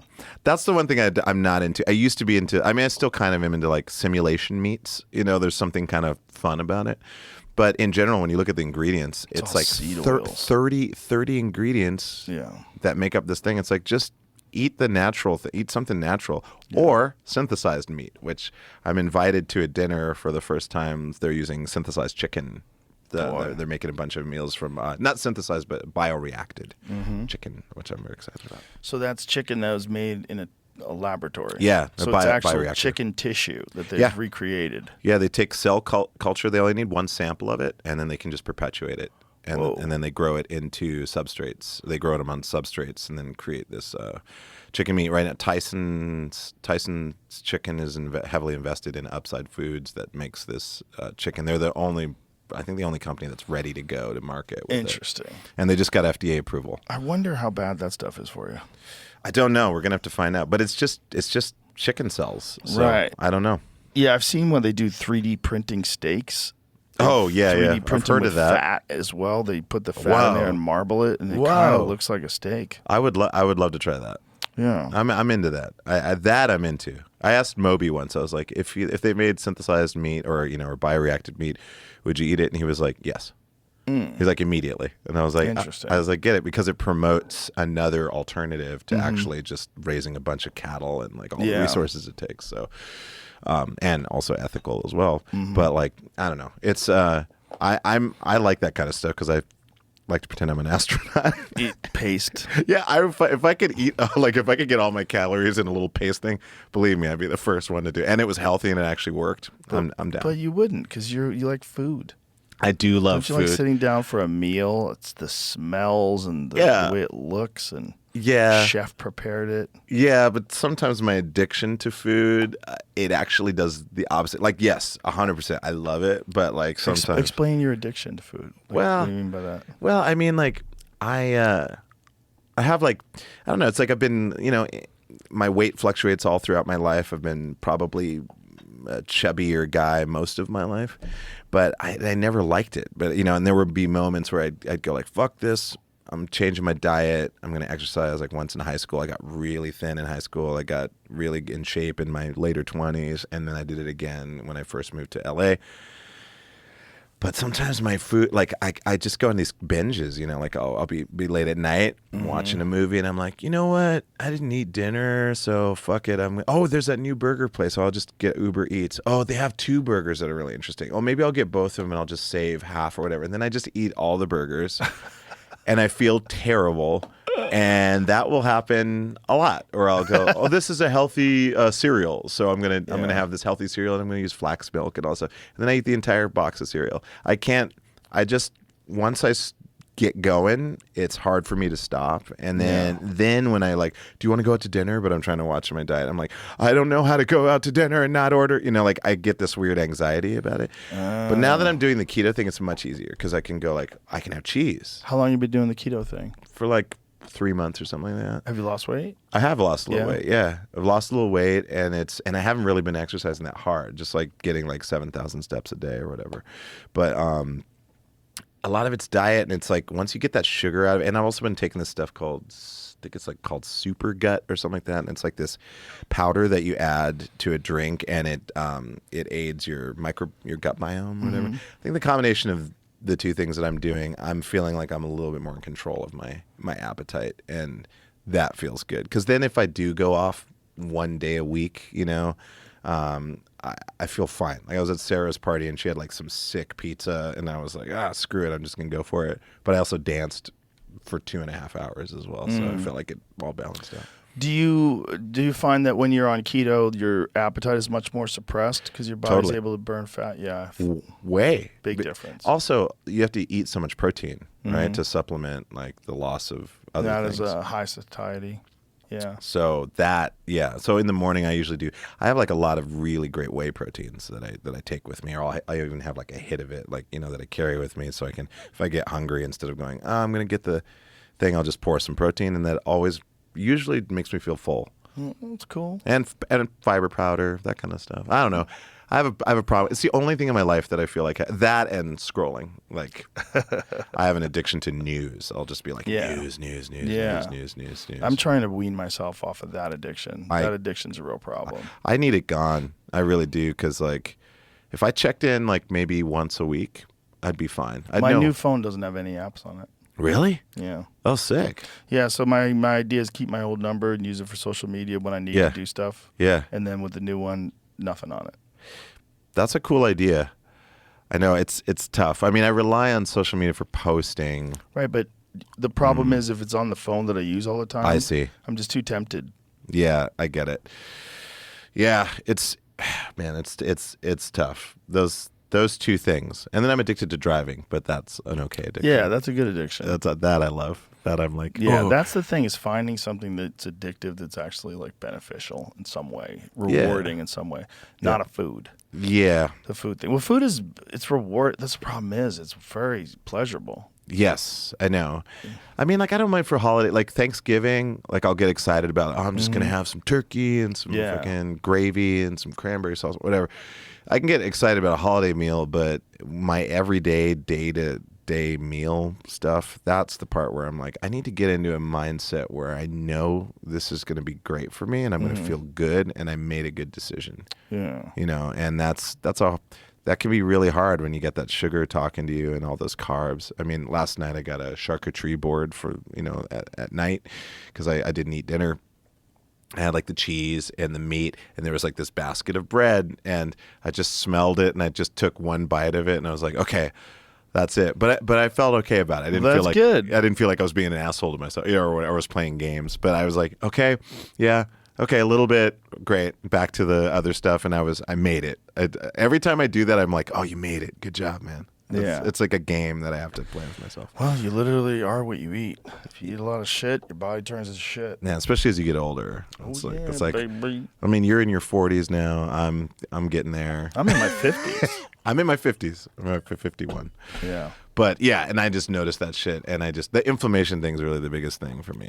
I'm like, that's the reward if there's anything, because getting up in the morning and going, or sitting down and going, every so many people are inflamed. Yeah. So many people are walking around and they just don't understand that that's a lot of it is your food. I It mean, the is. American diet is just so poor. There's some insane number, like 40% of us are obese. Yes. Maybe more. It's crazy. The processed foods, the fucking sedentary lifestyle. I love when you see those old pictures from like 1970s I know. beach. I know. Everyone looked hot. Everyone looked great. Everyone looked great. It was great. They're eating normal food. Yeah. They're eating actual food. Yeah. And then you go to 2023 and everyone looks like they're going to have a heart attack at any moment. It was like DuPont got involved in our food, and then it was all over. Well, a lot of people got involved in our food. And, it's also shelf life. There's a lot of factors. It's like if you want really healthy food, it doesn't last long.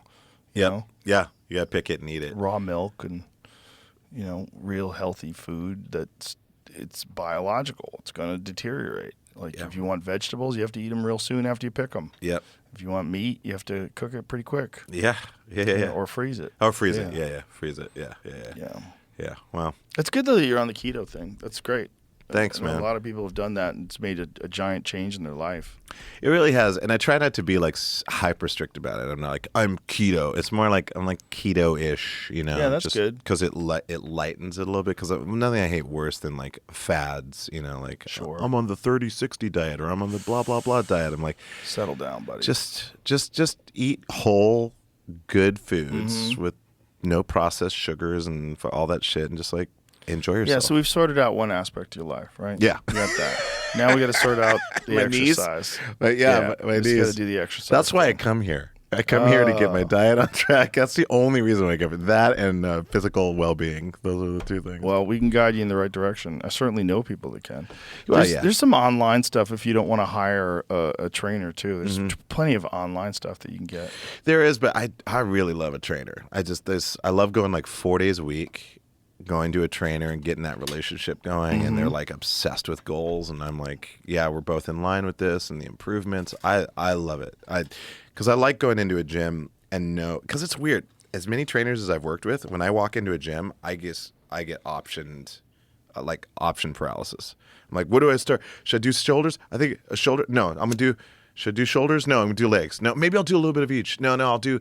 It's crazy. I can't put together a program for myself. But you have someone put it together for you. There's That's plenty true. of things online. That's true.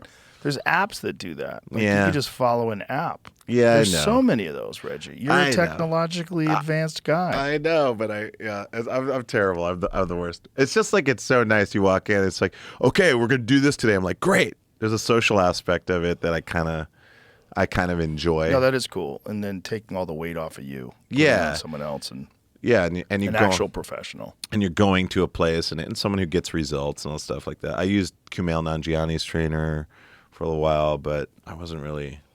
I You just got to wasn't. use his pharmacist too. Oh my God. I know. That was so funny. Yeah, I know. Wink, wink. Love you, Kumail. He's a nice guy.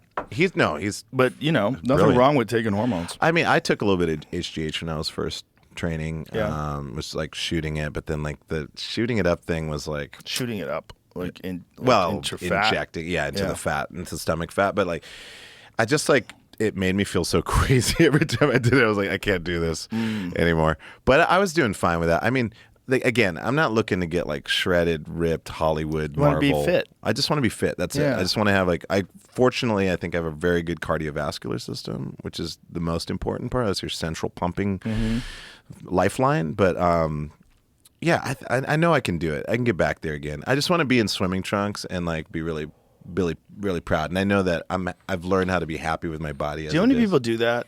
They What's get that? fit so that they can look good on vacation. Yeah. Oh, I know. It's kind of crazy. Like, It's- here I am on vacation.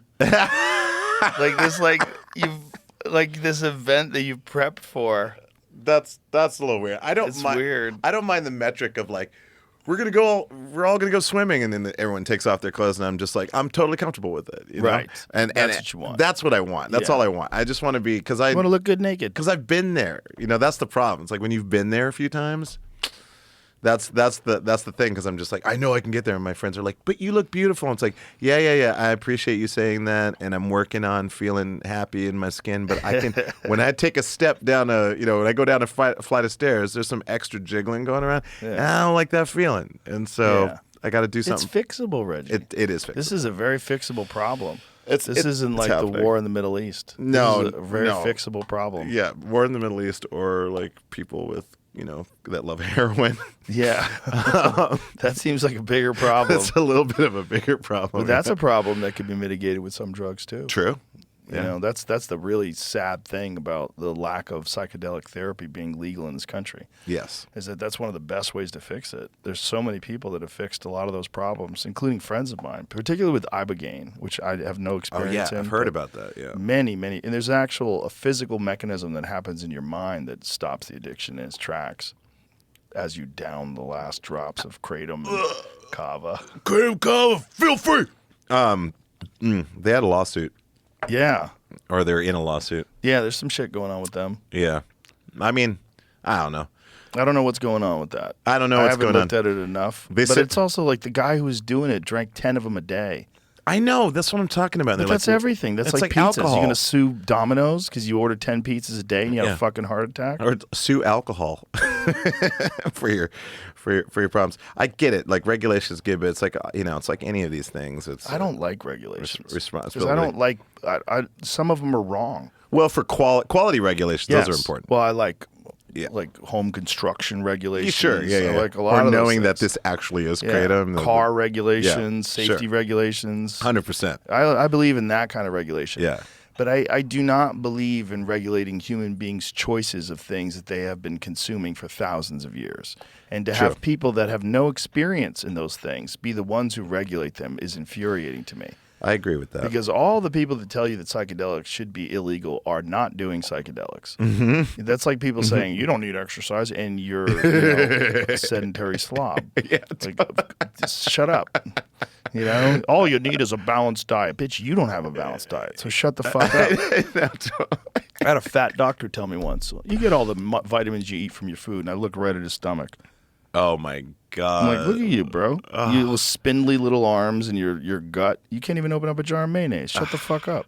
Because it's like you got to lead by example, man. Talk the talk, walk the walk, and that's what it's about. And I'm thankful for Rick Doblin. Oh yeah, you know Rick Doblin. Yeah, we had that little exchange. Yeah, we hung out together. That's so cool, man. Like the mothership. He's the best. Cool dude, right? He's so important. Shout out to Rick Doblin and MAPS. They're so important. They're so important for elevating the discourse of psychedelics and highlighting the importance and all the benefits. And the fact that they're doing MDMA therapy for soldiers. Yes. And people with PTSD and finding some really excellent results from that. That to me is so promising and so important. And one of the things that you're seeing now that I think is really incredible is people on the right-wing people that recognize, because they have friends that are in the military that have come back and that have done, whether it's psilocybin studies or whether, psilocybin therapy or ayahuasca, and they've had amazing results, and it's helped them tremendously. Yes. That is huge. And it's changing the way people think about these things, where they thought it was just for losers who wanted to escape reality, and you're just a drug addict. And now they're realizing, maybe I was a little closed-minded, and, you're talking to fucking Navy SEALs that have done it, and it's helped them tremendously. Like, I respect those people. I'm changing my perspective. 100%. I mean, it's like psychedelics have been part of our culture since human consciousness existence forever. Yeah. And there's a reason for it. And the reason for it is because it gets us to me, it's about creating options. It's like and literally sometimes neural pathways, new neurons, or at least new neural pathways are generated.